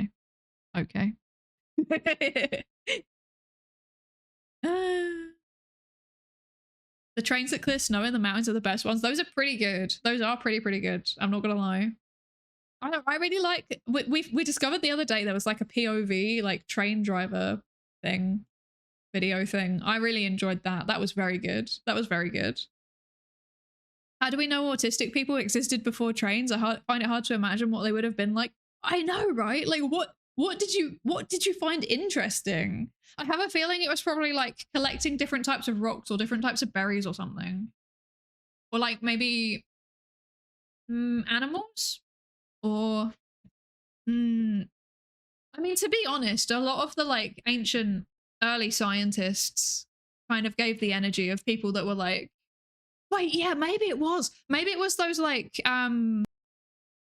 yeah, bird watchers. Yeah, maybe it was like bird watchers and like insect collectors and stuff like that. Boats, possibly also boats. Yes, that's very true. That's very true. Oh, that's interesting. I wonder if there's any like historical studies about that. Reset the stuff in the lab, heading back home. I'll see if there's more words per minute when you get back. I hope you have a safe travel home. Hope you have a safe travel home. Okay, we got to read words. We got to read words.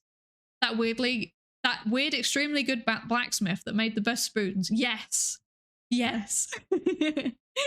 I feel like if I was born like before the Industrial Revolution, I feel like I would have been the witch, you know, but like the one that everybody tolerates because she's not like, she doesn't seem malicious. Like she just kind of knows all of the best plants for healing your ailments. So we kind of leave her to do her thing. You know, we're not gonna set this one on fire because she's good at what she does, type of thing. I feel like that would have been me. Hi, Transrage. Hello, how you doing? I hope you're good. Okay, let's keep reading. Let's go. Okay. Right. Okay. Consider a cognitive reflection task. A bat and a ball together cost £1.10. The bat costs $1 more than the ball. How much does the ball cost? So yeah, for most people, they read that and they think that it's 10 cents. So they think that the bat costs $1 and then the ball costs 10 cents. That was obviously not true because that would mean it is not a pound more. A pound, what? $1. It would mean it's not $1 more. The correct answer is 5 cents because $1.05 is $1 greater than 5 cents, and together it sums to 1.10. Yeah. When prompted to engage in a validity check, people easily admit to it. Also, I'd like to add this cognitive reflection task. It doesn't work on me. The first time I ever did, obviously I've seen like variations of this loads, so they just don't work on me full stop anymore. But like the first few times that I had to do these types of things in the in like experimental studies, what I was doing in uni, every time I just get it right, and then they'd be like, huh? Like it's like 70% of something of people just assume it's $1.10, and then I'd actually get it right because it's like, yeah, I can do maths. So yeah, if it doesn't work on you, good job. You are cognitively reflecting. Well done. Also, interesting nugget, I think. People who do this, people who do the first thing that comes to mind and say the bat costs $1 and the ball costs 10 cents, they're more likely to believe conspiracy theories. Yes. Yes. Wise woman or hedge witch? Exactly. That would be me. I think I would be the wise woman who has the potions but isn't a witch because we're going to burn her at the stake and we don't really want to do that because she heals all of our goats and stuff. Yeah, that'd be me. My poor working memory could never. Yeah. If you have a bad working memory, that would probably be difficult. That's the power of doing maths in an unconventional way. So true, actually. So true. Yippee! I cogitate. Oh, what? I can't read. The painful thing is that I have like a good internal reading ability. I have good comprehension. It's when I then try to attach it to my mouth that I struggle. Pain. I live in pain and suffering. Reading hard? Yeah, it is. Okay. So. Right, where do we get to? Okay. A mistake should only be considered irrational when it persists despite the validity check. Yeah, so when you tell people that get this cognitive reflection task wrong, hey, by the way, you're doing it wrong, they'll go like, oh yeah, you're right, that was really silly, and then they'll go back and correct themselves most of the time. But some people don't. Some people just keep doing it, right? So so a mistake should be considered irrational only when it persists despite a validity check. So you're told that you're doing something wrong, and then you just keep doing it anyway. Going beyond the Kahneman-Tversky approach, we propose that a useful definition of rationality should not be based on initial slips or preliminary inferences. Rather, it should take on... Okay, no, I'm just going to try that whole sentence again because that was bad. Okay. A mistake should only be considered irrational when it persists despite a validity check. Going beyond the Kahneman-Tversky approach, we propose that a useful definition of rationality should not be based on initial slips or preliminary inferences. Rather, it must take metacognition into account. So yeah, metacognition is like thinking about thinking. So yeah, are you thinking about what you've done? If yes, then you will listen when someone's like, you're doing it wrong. Yeah. My process when I get those questions is to break it down into maths, and x plus 1 equals 1.1 is easy to solve. Yeah, right? For me, it's like, so a bat and a ball together costs $1. I'm sorry, I'm going to switch it to euro because it's easier for me to process. A bat and a ball together cost €1.10. The bat costs €1 more than the ball. How much does the ball cost? So like I would work backwards. I'd be like, okay, so yeah, so it needs to have, there needs to be like one euro greater. So that means we just get rid of the 1 for a minute. So then it's 10 cents. So just split that in half. That would be my thinking. So I would just get rid of the €1. Just look at the 10 cents, just divide that by 2, and then slap the €1 back onto one of them and keep the other as it is. I don't know if that's weird. Is that a weird way to think about it? Like, I don't know. That's just like how I would immediately do it. I don't know if that is the x plus 1 thing. No, that isn't. That's like literally just ignore part of it for a second, then divide the second part by, I don't know. That's the way I do it too. Okay, good. Okay. It's not just me. Are you thinking? No, that's relatable. Extremely relatable. If I was writing it down, that's how I'd figure it out. Okay, cool. The definition of insanity types up. This is true. This is how we define irrationality. Stop being irrational. At least they've actually defined it. I appreciate that. It works. Yeah, exactly. If it works, if the maths, then it's mathsing. Exactly. Okay. Right.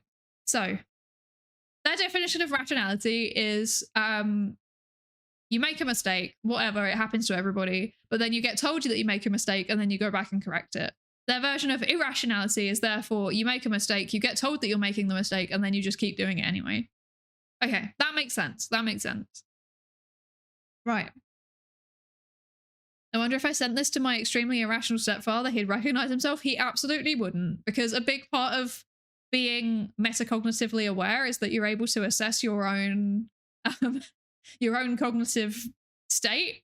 And yeah, maybe, but normally people are a bit blind to themselves anyway, so they find it easier to recognize things in other people than in themselves.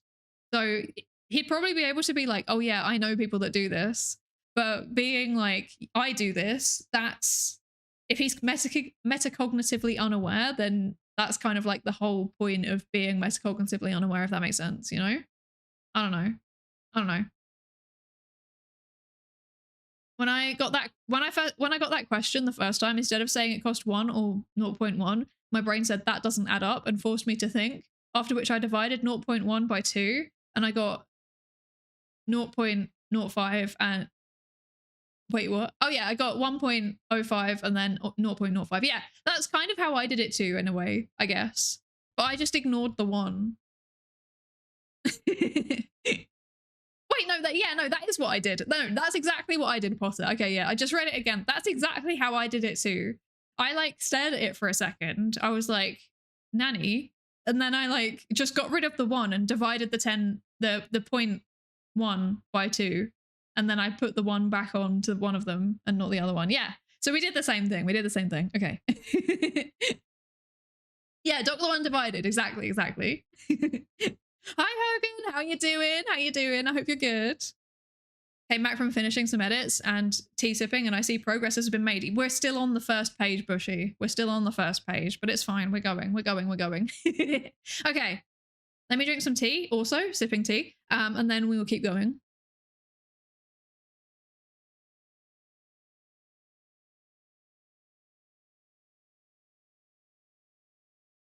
The face tracking does some interesting stuff when I drink from an opaque mug. Okay.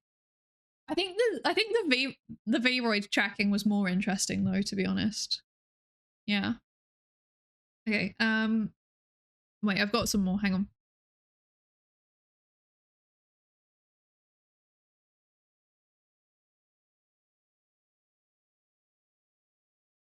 That's still progress. That's very true. I still have to find a way to send you some very fine products made from dried leaf put in boiled water. Ah, that reminds me. I've started so I've had a refresh of the throne. Wait. There you go. There is a throne actually, believe it or not. I do actually have one. I never advertise it because I feel kind of weird about it. I don't feel weird about it. I don't feel pressured to receive gifts, but if someone wants to send one, thank you. It's always very much appreciated.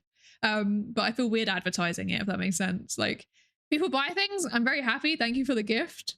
But I don't advertise it very much. It's the same as the Ko-fi. I don't advertise that either because it's like I feel weird advertising it, but it is there and I very much appreciate it, type of thing. But yeah, there is now some there's some Darjeeling oolong on there, which I managed to find I can't remember if it was a UK or a French based source. It might be UK. And I'm finding, why is there a Nando's gift card for me? It's your wages. There's a £10 Nando's gift card for Husbando in case anyone wants to get him Nando's. Yes. So I don't have a tip the mods thing because we have shared bank accounts. So this is the way that you can yes, Husnando, exactly. It's literally in the name. But yeah, there's tea on there now. So yeah. And I'm trying to add more. But it's taken a while. There was a lot of just random stuff on there that's been accumulated over the years. So I've like pared it back down to stuff that like would actually be genuinely really helpful. And then we'll take it from there. But yeah, if anyone wants to suggest gifts, you're always welcome to suggest. The £10 Nando's gift card costs 10.80. What? They gotta take their cut, man. They gotta keep their servers running. That's respectable.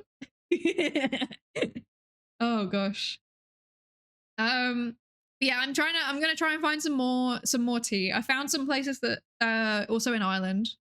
Yeah. It's the equivalent of tip maple. It's exactly the same, yeah. It's exactly the same.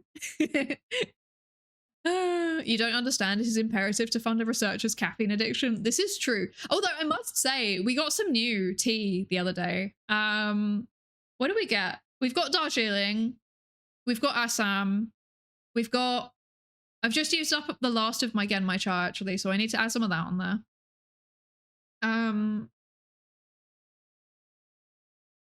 Yeah, that's all I got. There's like herbal ones as well. We just got some also breakfast tea. We got that too.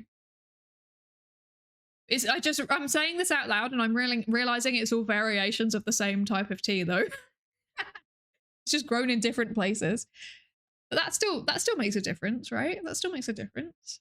Tip Husmod. I need to make that a command. Tip Husband, and then it just links specifically to the Nando's gift card. Oh gosh.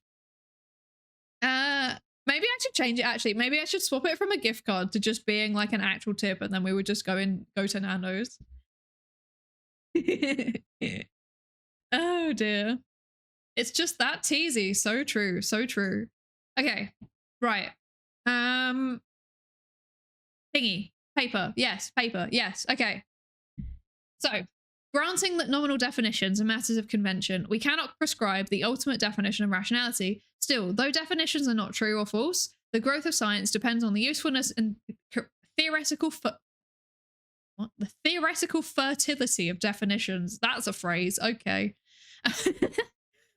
For a comprehensive account of the rationality of human intellect to be useful and to achieve explanatory power, it must explain why anomalies go undetected and uncorrected despite metacognitive monitoring and attempts at control.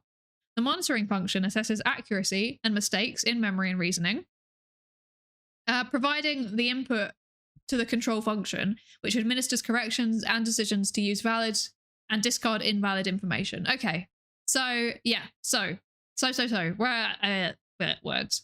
So basically they're saying that accounts of human rationality need to consider the fact that things go wrong, but also the fact that when things go wrong, you can tell people that they're going wrong and they don't correct them.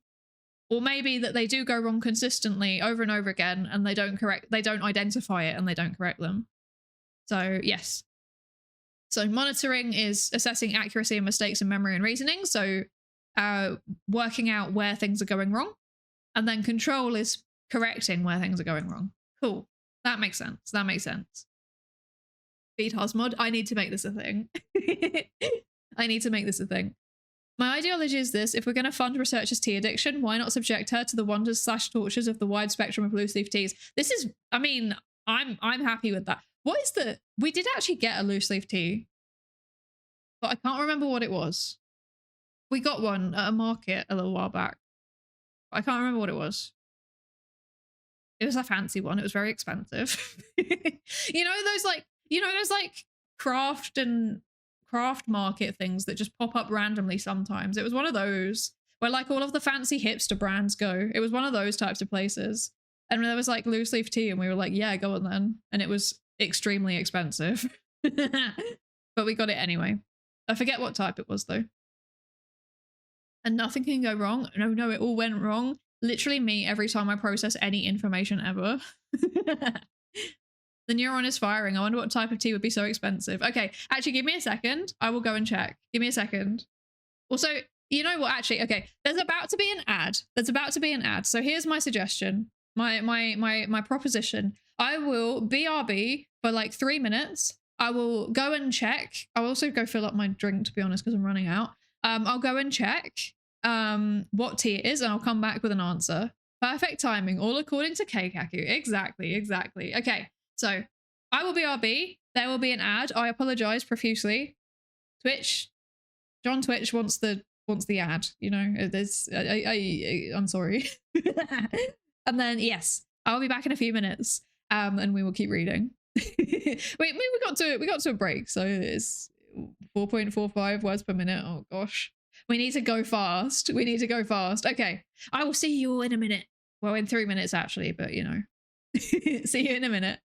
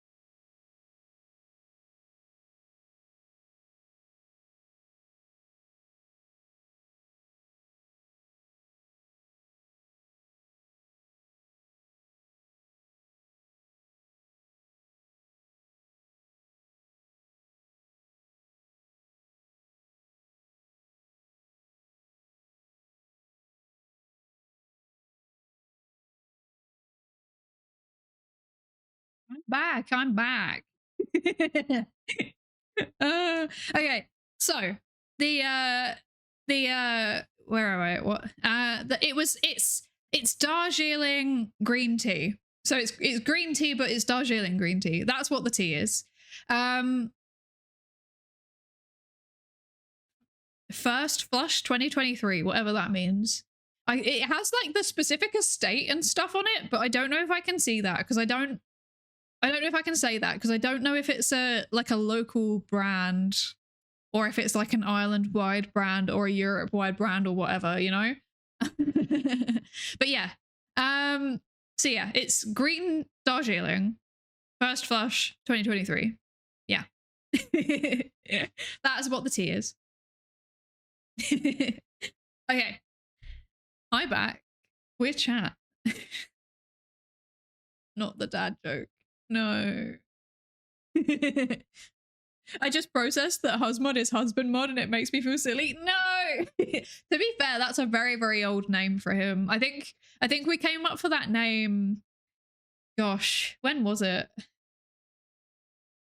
Probably over a year ago now. Yeah, I think it was during the Sufferathon, so it would have been a year ago now. Which is kind of wild. Yeah. May your definitions be theoretically fertile. Honestly, I love that phrase. I'm gonna steal it.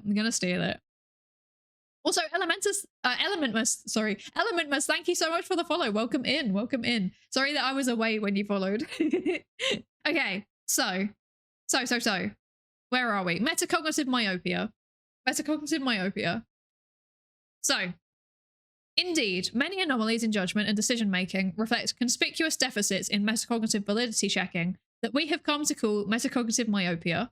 The term myopia refers to situations in which immediate information is processed correctly, but the layer below the immediate information, its source or context, is neglected and out of focus. Rationality and metacognition are commonly considered to be primarily restricted by excessive task demands and working memory constraints.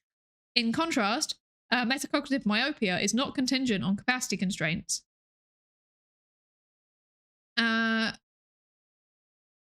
Yes. Although, or exactly because, people are often remarkably sensitive to even complex stimulus arrays, they take the content of such samples for granted, processing it accurately but uncritically and naively ignoring validity constraints. In the absence of excessive demands, a key feature of metacognitive myopia is naive sampling and uncritical trust in the validity of information given. Metacognitive myopia is not caused by a lack of motivation or intelligence. Ironically, participants who are most prone to metacognitive myopia are often highly motivated to accurately assess the information given, rather than careless or overburdened. We illustrate the phenomenon next before we decompose metacognitive myopia into distinct monitoring versus control deficits. Okay, so I have drunk some water. Excellent. Okay. Right. Honestly, this whole part is pretty useful. So, metacognitive myopia. So, many anomalies reflect deficits in metacognitive validity checking. So people aren't going back and double checking whether the information processing they're doing is correct. Myopia is like when something is out of focus. So the information itself is out of focus. It's not being processed correctly because you're not looking at the source or context. And then metacognitive myopia is not contingent on capacity constraints. Cool. Actually, I guess this part is also important. Naive sampling, uncritical trust. Okay, cool. So I think those are the important bits. I don't really know what to say about this part, actually. Although, I'll read this first. So that would mean that it was picked in the Darjeeling district or Kalimpong district in West Bengal, India, as all teas named Darjeeling are picked in those districts. The green tea would be roasted or dried, but not whether does it oxidize like oolongs. First flush 2023 means that it came from the first tea leaves of the 2023 harvest season of that estate. meaning that it's the freshest. First flush is highly sought after for white and green teas. Good find. Nice. Yeah, we got a good one. It was very expensive, I'm not gonna lie. It was like, how much is this? It's 100 grams and it was like 15 euro. So it was quite expensive. But that sounds like it's going to be good. So I trust your evaluation on that. We should actually have some soon. My brain always stops processing anytime a text uses an acronym in place of a full term. Yeah, I kind of struggle with it too, because there's so many things that it could mean, right? There's so many things it could mean. I'm not a fan personally. I try to avoid them. Posture check. Thank you, Astro. Thank you, thank you. I am sat up straight, I promise. I am. I'm sat up straight, I am. Okay.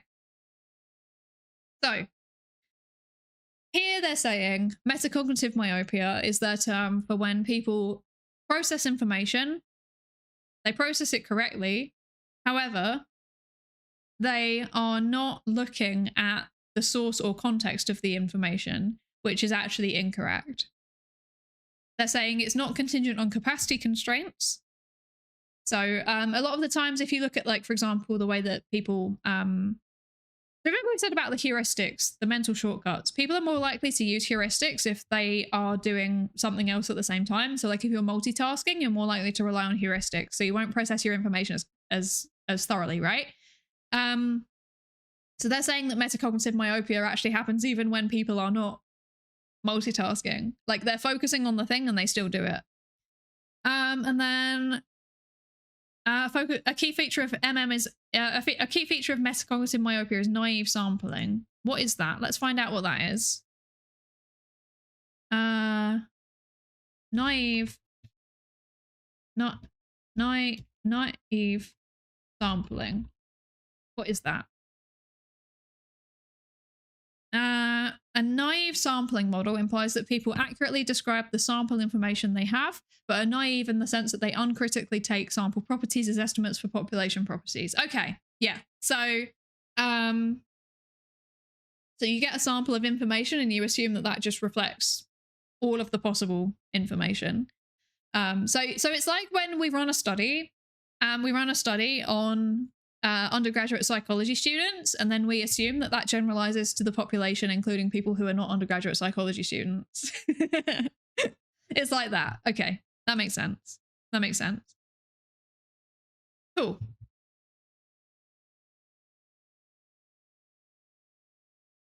So, illustrative examples. Perseverance. A prototypical example of metacognitive myopia as a missed opportunity to engage in critical validity checking is perseverance.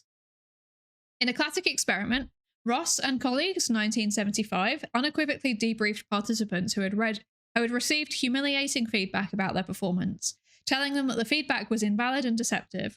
Yet the psychological influence of the failure feedback persisted despite the debriefing.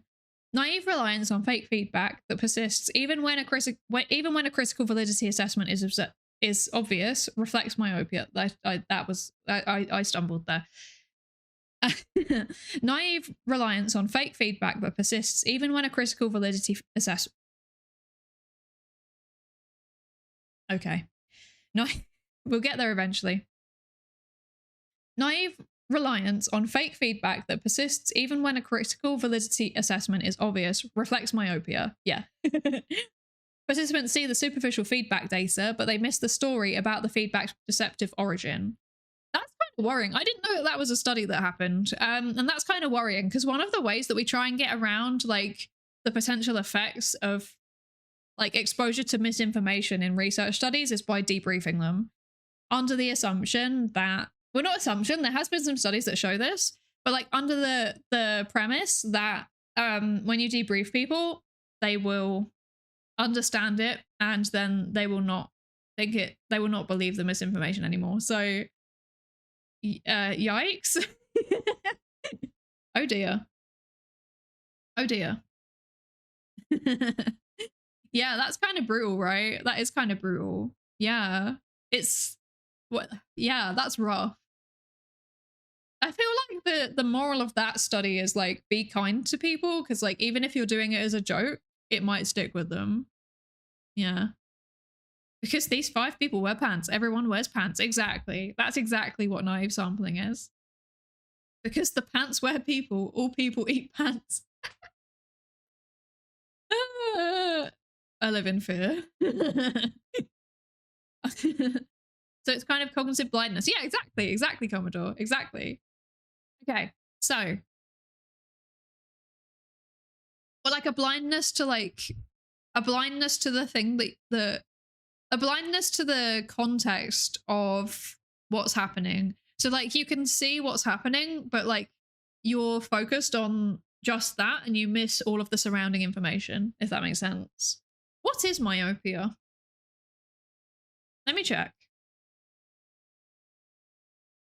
Myopia, also known as nearsightedness, is a visual condition that causes nearby objects to appear clear but distant ones to appear blurry. I have that. I have that. I've got that. My eyes are really bad. I'm sorry for the immersion break, but I do actually wear glasses. Yeah, I've got that. Okay, so yeah, so you look at the thing in front of you, the information in front of you, you process it accurately, but then you miss everything in the background that's like the context around it. That makes sense. That makes sense. Same, seeing is hard, I know, right? Imagine being able to see things. Wild. What's usually comorbid with it? I don't know yet. We haven't got that far yet. We're still on the just like the definition and stuff. I'm reading very slowly again. I'm sorry. Being able to see is for the weak. Exactly. Who needs to see? I just exist and hope for the best. Okay. Perseverance effects are not confined to diffuse affective states, but extend to factual information. Oh, do you think it's connected to one's propensity to stick with the initial assessment? It may well be. It may well be. Yeah, it might, because it's kind of interesting, isn't it? Like here they're just kind of lumping together like an inability to see the context and also a refusal to see the context, or rather they haven't addressed refusal yet. It might come a bit later in the paper. I don't know. They're being very concise. We'll see. We'll see. At this rate, maybe we won't see. I don't know. Who knows? Okay. Perseverance are not confined to diffuse affective states, but extend to factual information. Yeah, so it's not just a thing about feeling. So obviously this was like they felt bad after the feedback, but it can also be actual information too. Fake news often persists after unequivocal debriefing. That is sometimes true. Some newer studies are indicating not always. It's variable. Debunking interventions are only partially effective. That's also, have I read this paper? I have, yes. Yeah, again, varies depending on the context. That's the TLDR of that. Although the experienced fluency resulting from frequent repetition offers a plausible account of an initial tendency to overrate the truth of propositions, fluency can hardly explain why naive transitory belief in fake news persists, despite subsequent validity checks or even explicit debunking. Yeah. From our metacognitive myopia perspective, the inability to abandon blatant non-truth after explicit debunking is more diagnostic of irrationality than a transient initial truth bias triggered by fluency. If fake news persists, people either neglect the critical monitoring of information validity in the first place, or fail to correct beliefs that monitoring has shown to be obviously invalid.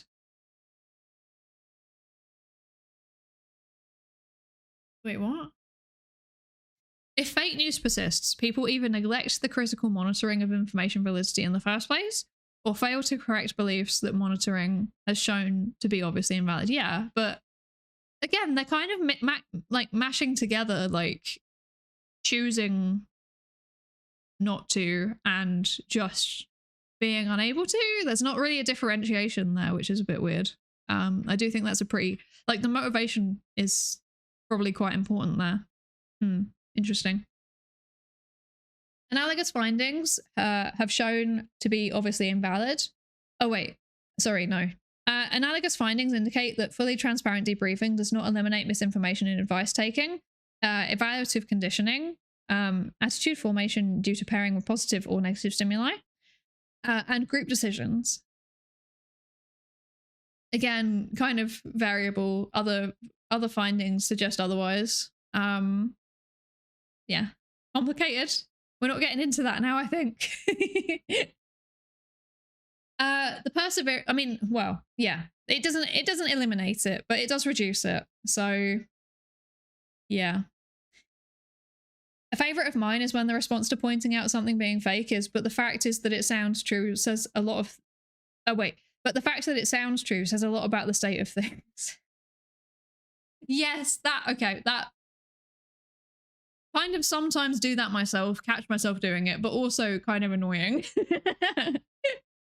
If people want to believe something, then facts don't mean much. Yeah, exactly. Like, we are so bad as a species for like confirmation bias and just like believing the things that either match what we want to believe or match what our identity dictates that we probably should believe. So, as in like what the group is peer pressuring us to believe, what we think other people believe in general. We're bad for that as a species. So very, very true. Yes. Okay. A perseverance example is ideally suited to illustrating metacognitive myopia. A wrong belief persists despite explicit debriefing about the belief's invalidity. Perseverance also rules out the possibility that metacognitive myopia is merely due to difficulties in judging validity. It reflects a conspicuous neglect of validity. However, even in the absence of explicit debriefing or proof of invalidity, the conditions for metacognitive myopia are met when people forego an opportunity to engage in a validity check. Thus, metacognitive myopia is a foregone opportunity to check or double check a mental operation.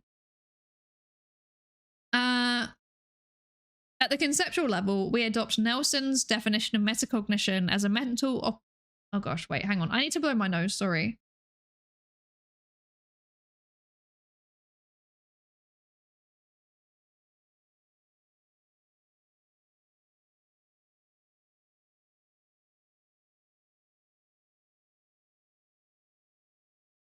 When the allergies strike me halfway through reading. Very good.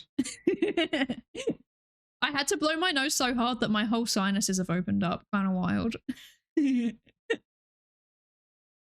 I ain't finished my 2 monsters of 2 written legal assignments, so I'll be out now, smoke bomb, and probably vigorously pet my fat cat. So nice. Give pets from me too.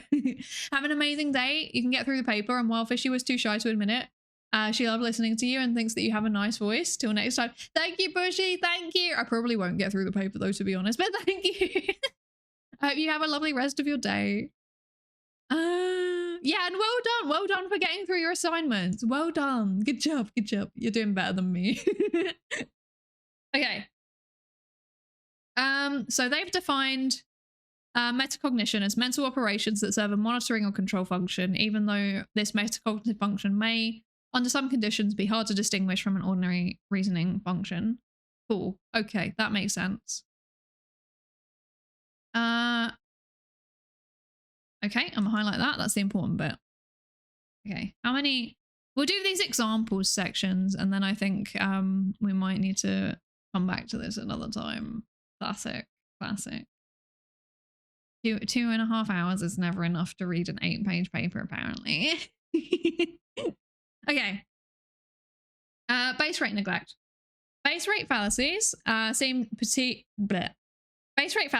particularly resistant to metacognitive correction. A person interested in biographies and museums is more likely categorized as a historian than a taxi driver, despite the fact that the base rate of taxi drivers, that is the percentage of taxi drivers in the population, is much higher. But why do base rate fallacies? Yeah, so we tend to just like base it basically off stereotypes, rather like whatever's most easily associated together, rather than like the actual base rate of people in the population. So yeah. See, I guess that's an example, but it's a bit of a weird example because I don't really know that many taxi drivers. Well, I don't know why that makes it weird. But yeah, someone that's interested in biographies and museums is more likely categorized as a historian than a taxi driver, despite the fact that the base rate of taxi drivers is much higher. But like, it's kind of interesting, isn't it? Because like, we know that like there's certain things associated with certain like hobbies and interests. So I always wondered, like, obviously the base rate thing, you need to consider it, but like, have we just learned that certain people are more likely to be interested in that? I don't know. I've always wondered this. why do base rate fallacies persist even when judges have time to rethink their initial guess, and even when much is at stake? For instance, in legal trials with serious consequences, expert witnesses exhibit myopia for text length. As the number of linguistic truth criteria met by aggravating witness reports, i.e. reports that strengthen belief in the defendant's guilt, increases, they attribute increasing credibility to the witnesses, which leads to severe verdicts, disregarding text length as a main determinant of the number of truth criteria met.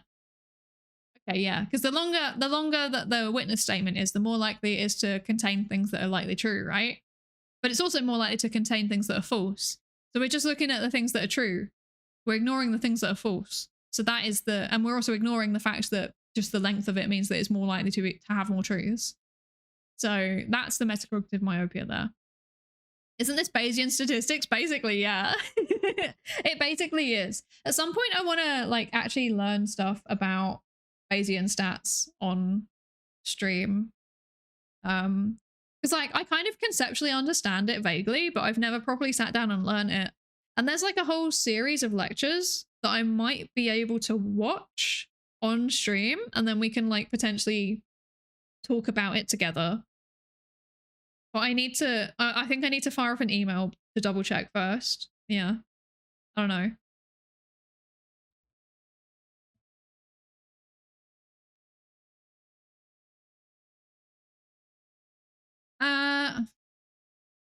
Okay. Let's see. Closely related to base rate fallacies is denominator neglect. In judgments of proportions and ratio bias. What? In judgments of proportions and ratio bias. Okay, yeah. So judgments of proportions and ratios. That makes sense. That makes sense. That'd be great. Very useful stuff. And I don't know nearly well enough. Yeah, right? Yeah, so there's like this entire series of lectures.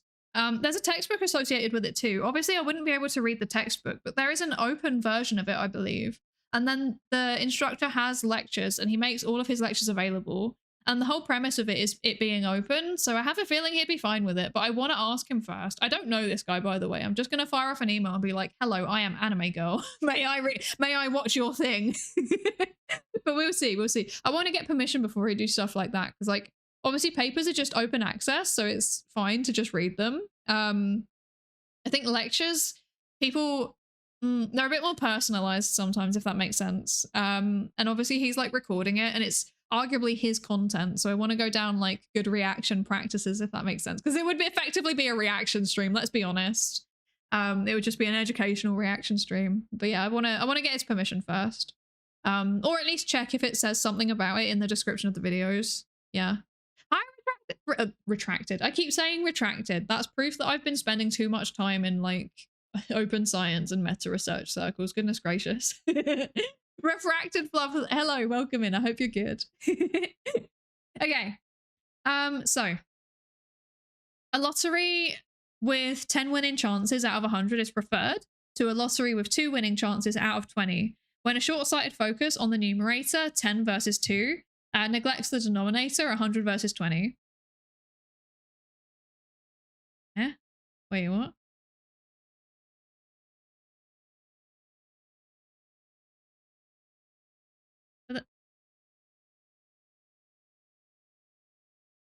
Yeah, okay, wait, okay. I was like doing quick math, not quick. I wasn't quick, let's be honest. I was doing maths in my head and I just, yeah, they're the same. They're the same chances. Huh. Wait, where was I? I've lost it. Lost where I was. A lottery with 10 winning chances out of 100 is preferred to a lottery with 2 winning chances out of 20. When a short-sighted focus on the numerator, 10 versus 2 winning chances, neglects the denominator, 100 versus 20, that makes the 2 ratios equivalent. Okay, yeah. The only type of reaction streaming I could stomach. I know you would do proper commentary too. I would certainly aim for it. The only other thing that I've ever considered was like watching stuff about psychology that might or might not have misinformation in it and then like correcting the things that are wrong. That's the only other thing that I've ever considered in terms of reaction streaming. Like I would only ever do it educationally. And even then I'm kind of like, not 100% on it. Like I've literally had like this running debate in my head for the entire time that I've been streaming about whether I should do it. Because like one of the things that I wanted to do originally when I started streaming was like, I was watching, I used to like watch, I still kind of do sometimes, like watch / listen to Trash Taste, the podcast. And like every now and then they would come out with some absolutely wacky psychology takes. And I would just be sat there literally screaming, like internally screaming, like, no, that's wrong. Stop it. So like part of me sometimes thinks maybe I should talk about what they're saying and why it's wrong. But also sometimes I'm also like reaction content is a bit a little bit so I'm not sure. Hello, you don't know me, but I'm an anime girl who streams and does VTubing. I know what some of those words mean. Who knows? Maybe they would. Maybe they would. You read a lot during my last client, so far behind. Honestly, it's just because I'm speed running because I remembered I need to go make dinner. Well, I say me and husbando need to go make dinner together because I think we're going to do it together today. And like I have work tomorrow and stuff. I've just realized. So I'm trying to get to the end of this section. The 1.5 debut was technically a reaction stream. That's true, but it was a reaction stream with a purpose. So yeah, and there was content around it as well. We added to it in some way. Mostly it was just restreaming. To be honest, I wasn't actually sure whether I should do it reaction style or whether I should just like bring up the stream because we wanted to have it available on Twitch too for people that like couldn't access YouTube or whatever, or like they prefer the Twitch interface. That was the whole point of it, was to just basically get more people aware of it, if that makes sense. Almost every streamer reads my name wrong somehow. Probably they don't say retracted though. That's like probably a new one. Ah yes, the best genre, blokes talking far out of their expertise. So true. Every podcast ever. They're good boys, but some of their biology takes or takes on America make me twitch. Yeah, right. Some of the takes in general, I'm just like, okay. They have biology takes too. Maybe we should make this a thing. Maybe we should genuinely consider like reacting. That would make for good YouTube shorts, correcting trash takes, psychology takes. Yeah, right? And I guess also make potentially Fi doing the biology takes. That would be fun, potentially. Ooh, 10 words per minute. Let's go. And 1,000 words in the last half an hour. Let's go. See, I can read properly when I want to. Double digits, right? Let's go. We didn't do a bet today, actually, did we? We failed to do the prediction. Double digits rounding to the nearest whole number. Thank you. You're doing me a good. Okay. Right. Literally like 3 paragraphs. Stop distracting me. Okay. Dominance of numerators over denominators was observed in many experiments on sample size biases and detection of change. Participants noticed increasing proportions of a focal feature only when the absolute sample size increased, and noticed decreasing proportions only when the sample size decreased. So, for example, they noticed that 10 wins out of 16 trials is greater than 4 out of 8, but not that 5 out of 8 is greater than 8 out of 16, even though the proportional increase is the same. Okay, that makes sense. Likewise, the evidence that the absolute frequency of online product ratings had a stronger impact on consumer preferences than the product's average evaluations highlights the conspicuous confusion of quality and quantity. I would say sometimes this has some confounds. I don't know if that would... I mean, the review ones is a good example of it, like, working in the real world. But otherwise, like, honestly, I would look at the thing about the lottery, like 10 out of 100 versus 2 out of 20. I would also pick 10 out of 100, but not because... Not because of the chances. I would pick it because 2 out of 20 feels too intimate. It feels too intimate. And I would feel worse. I know that this is completely irrational though. Like, I would feel bad if it was 20 people and I got chosen, whereas I wouldn't feel bad if it was 100. I don't know if that makes sense. I never met a cognition I liked. Got him. Hello, Dayu. How are you? I hope you're good. How was your stream? How was your stream today? I was like lurking in it for a little while, but then obviously I came to do my own, so. I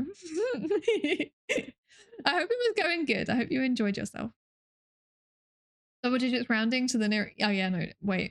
Yeah, okay. So 9.68. Okay, that's good enough. It's good enough. Stream was good. I'm glad. I'm glad. Okay.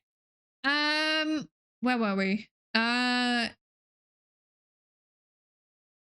Okay, yeah, we've read this now. Okay, that makes sense. 2 in 20 chance of winning doesn't necessarily mean that there's only 20 tickets sold. Yeah, that's true. That's true. But I think the implication when they're, or maybe the explicit instruction when they're doing that test is like, there was only 20 things and you have a 2 out of 20 chance. That, at least that's normally how they do it. They normally do it as absolute, but potentially they were just manipulating ratios. I'm not sure. I'd choose 2 out of 20 because I could possibly closer monitor the results. Yeah, right? There's other reasons to go for the smaller one. But I don't know. I don't know. I don't know what is the context of these studies, so it's hard to say. Yeah, trying to game it. Exactly, exactly. Right, blatant misattribution. Judges overestimate outcomes that they themselves have oversampled. In a study concerning the perceived... Wait, actually, very quickly. Is any of this relevant? No, I think they're just using this as an example, so there's not really anything to highlight there. Judges overestimate outcomes that they themselves have oversampled. In a study concerning the perceived quality of products in different domains, so computers and telecommunications, participants' ratings were lower when they themselves had oversampled negative product experiences instead of soliciting a representative sample. Misattributing their own bias to sample negative information. Misattributing their own bias to sample negative information to the poor quality of the products. Okay, so if we tend to look out for bad things, then we're more likely to think that the bad things are representative. Okay. In a study of social hypothesis testing, observers misattributed acquiescence responses. So that's like just like agreeing, basically. Solicited through biased interviewer questions as manifestations of interviewers' apparent attitudes. Observers mistook interviewees' cooperative responses to interviewers' leading questions, focusing on extroverted behaviors as genuine evidence for extroversion and cooperative responses. To leading questions focused on introverted behaviors as... Oh, this is confusing. What the heck? Is it me or is this confusing? I don't really know what they're trying to say here. I would need to read the study to understand what they're saying about this study. I don't know. Context? Who needs context to get something right? Never helpful. Right? I think that is literally metacognitive myopia summarized, actually. Question, do I care? Honestly. Words, they're saying words, right? Not necessarily words that I'm understanding. I might be because I'm tired and hungry though, but like I'm struggling to pass this like last chunk. I do this though. Sometimes after buying a product, I seek out reviews of it to feel fine about my choice. That is a real thing. That is a thing that a lot of people do. It's a form of cognitive, oh gosh, what's the word? Now I've forgotten. Not dissociation. That's the wrong word. Dissonance. That's the word. Cognitive dissonance. So yeah, so if you feel kind of weird about buying something, if you've got a bit of buyer's remorse, you can then look at positive reviews and it makes you feel a bit better. You adapt your behavior to the, no, you adapt your attitude, how you feel about the thing, to the behavior that you've already done. Cognitive dissonance theory. Look it up. Yeah, exactly. Yeah. Actively seeking out confirmation bias. It's kind of related, but it's a bit different. Hungry? I was hungry once. They put me in a room, a tofu room with rats, tofu rats. And those rats drove me hungry. I want tofu now. What the heck? We're going to have pasta though, so I can't have tofu. Typical of all the metacognitive myopia examples discussed so far is biases persistent evasion of monitoring and control. Uncritical monitoring often overlooks invalidity or misattributes it to the wrong sources. Poor control functions fail to discard or correct for information that monitoring or debriefing has diagnosed as invalid. So yeah, you know the thing's wrong, or rather you're just not aware of the thing's wrong. Either you know that you're just not aware that the thing is wrong. Am I right? Okay. Although monitoring and control are not independent, but rather are coordinated functions, decomposing metacognitive myopia is instructive and helpful to understanding the double function of metacognition. We first consider 3 difficulties that affect the monitoring function before we elaborate on the pitfalls of control. Okay. We will come back to that next time. The three things are the things that we're going to come back to next time, because I'm starting to struggle to process what they're even saying, because I'm actually really hungry. So yeah, that's where I am. That's where I am. Me just like, no man, I'm too hungry, I can't do it anymore. I don't know what's going on. Yeah, cliffhanger. We'll come back to it next time. It's fine. It's fine. It's fine. It's fine. Next time on Psydere, more metacognitive myopia. Exactly. The three things about metacognitive myopia. I don't know what the things are. We'll find out. Okie dokie. Let's see. What's happening today? What is happening? What's going on? Ooh. What is this?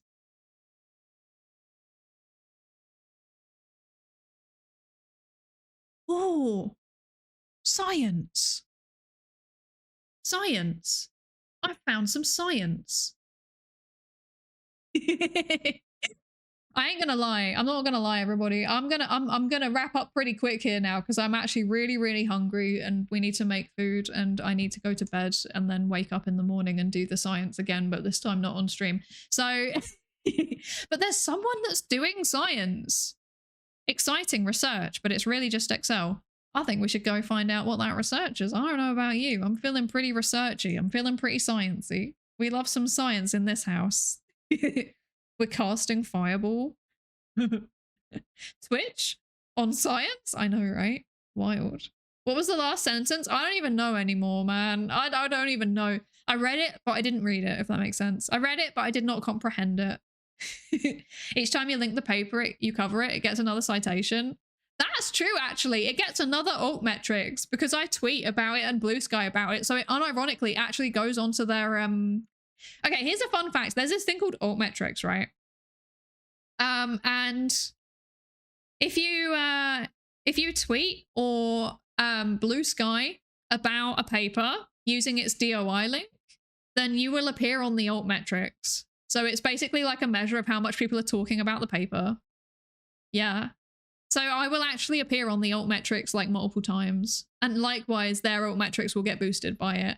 So, you know, or even if you link it in your video description. Exactly. Yes. Also, if you link it in your YouTube video description, but I've discovered that my VODs channel does not appear and my main channel does. So I think that they actually go in and like manually add your channel, which is kind of wild. Kind of wild. Yeah. 10. We're over 10. Let's go. Let's go. Hi, Theon. Hi, how you doing? We're literally just wrapping up. I'm so sorry. Welcome and I hope you're good. How are you doing? I forgot most papers I read. That's such a mood. That's such a mood. That's literally so relatable. Yeah, I agree. Okay, right. So where are we going today? Today we're going to go raid someone who's doing science. We're going to go raid Volcano Doc. Volcano Doc is doing science. Volcanology PhD. Let's go. I've got a PhD in volcano science and I like the chemistry of magma, and I use the chemistry of magma to try and figure out what triggers volcanic eruptions. That sounds extremely cool. It looks like she's doing science on stream, which is also extremely cool. Like literally like doing something to do with paper. I don't know what. We're going to go find out. We're gonna go find out. Yeah, you can dump your research credits into the karaoke thing if you want, but you don't have to, but please don't. Actually, I don't really want to do it, but I'll do it if you all want me to, you know. I'll do it if you all want me to. Okay, so we're gonna go raid into Volcano Doc. Let's go learn some stuff about some volcanoes and things. That sounds fun and cool. I'm a big fan of that. When I can actually find her on the list. When I'm not struggling.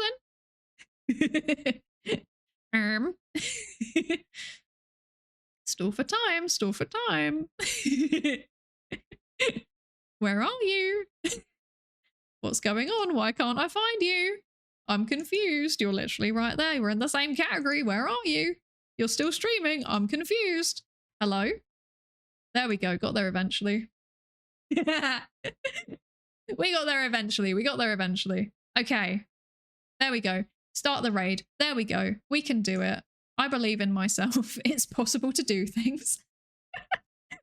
But yeah, we're going to go raid. I don't know when the next stream will be. It will be whenever I feel like it. You know, it will be when it happens. If you don't already follow, please do, because I stream on a guerrilla schedule. I don't know when I'm going to stream in advance. I just kind of do it and hope for the best. Yeah. But yeah, thank you all so much for joining me.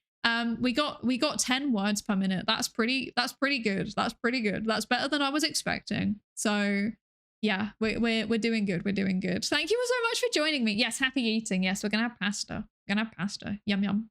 And yeah, I will see you all next time. Not sure when next time will be. We'll see how I feel. And I don't know what we'll be doing. We'll see how I feel.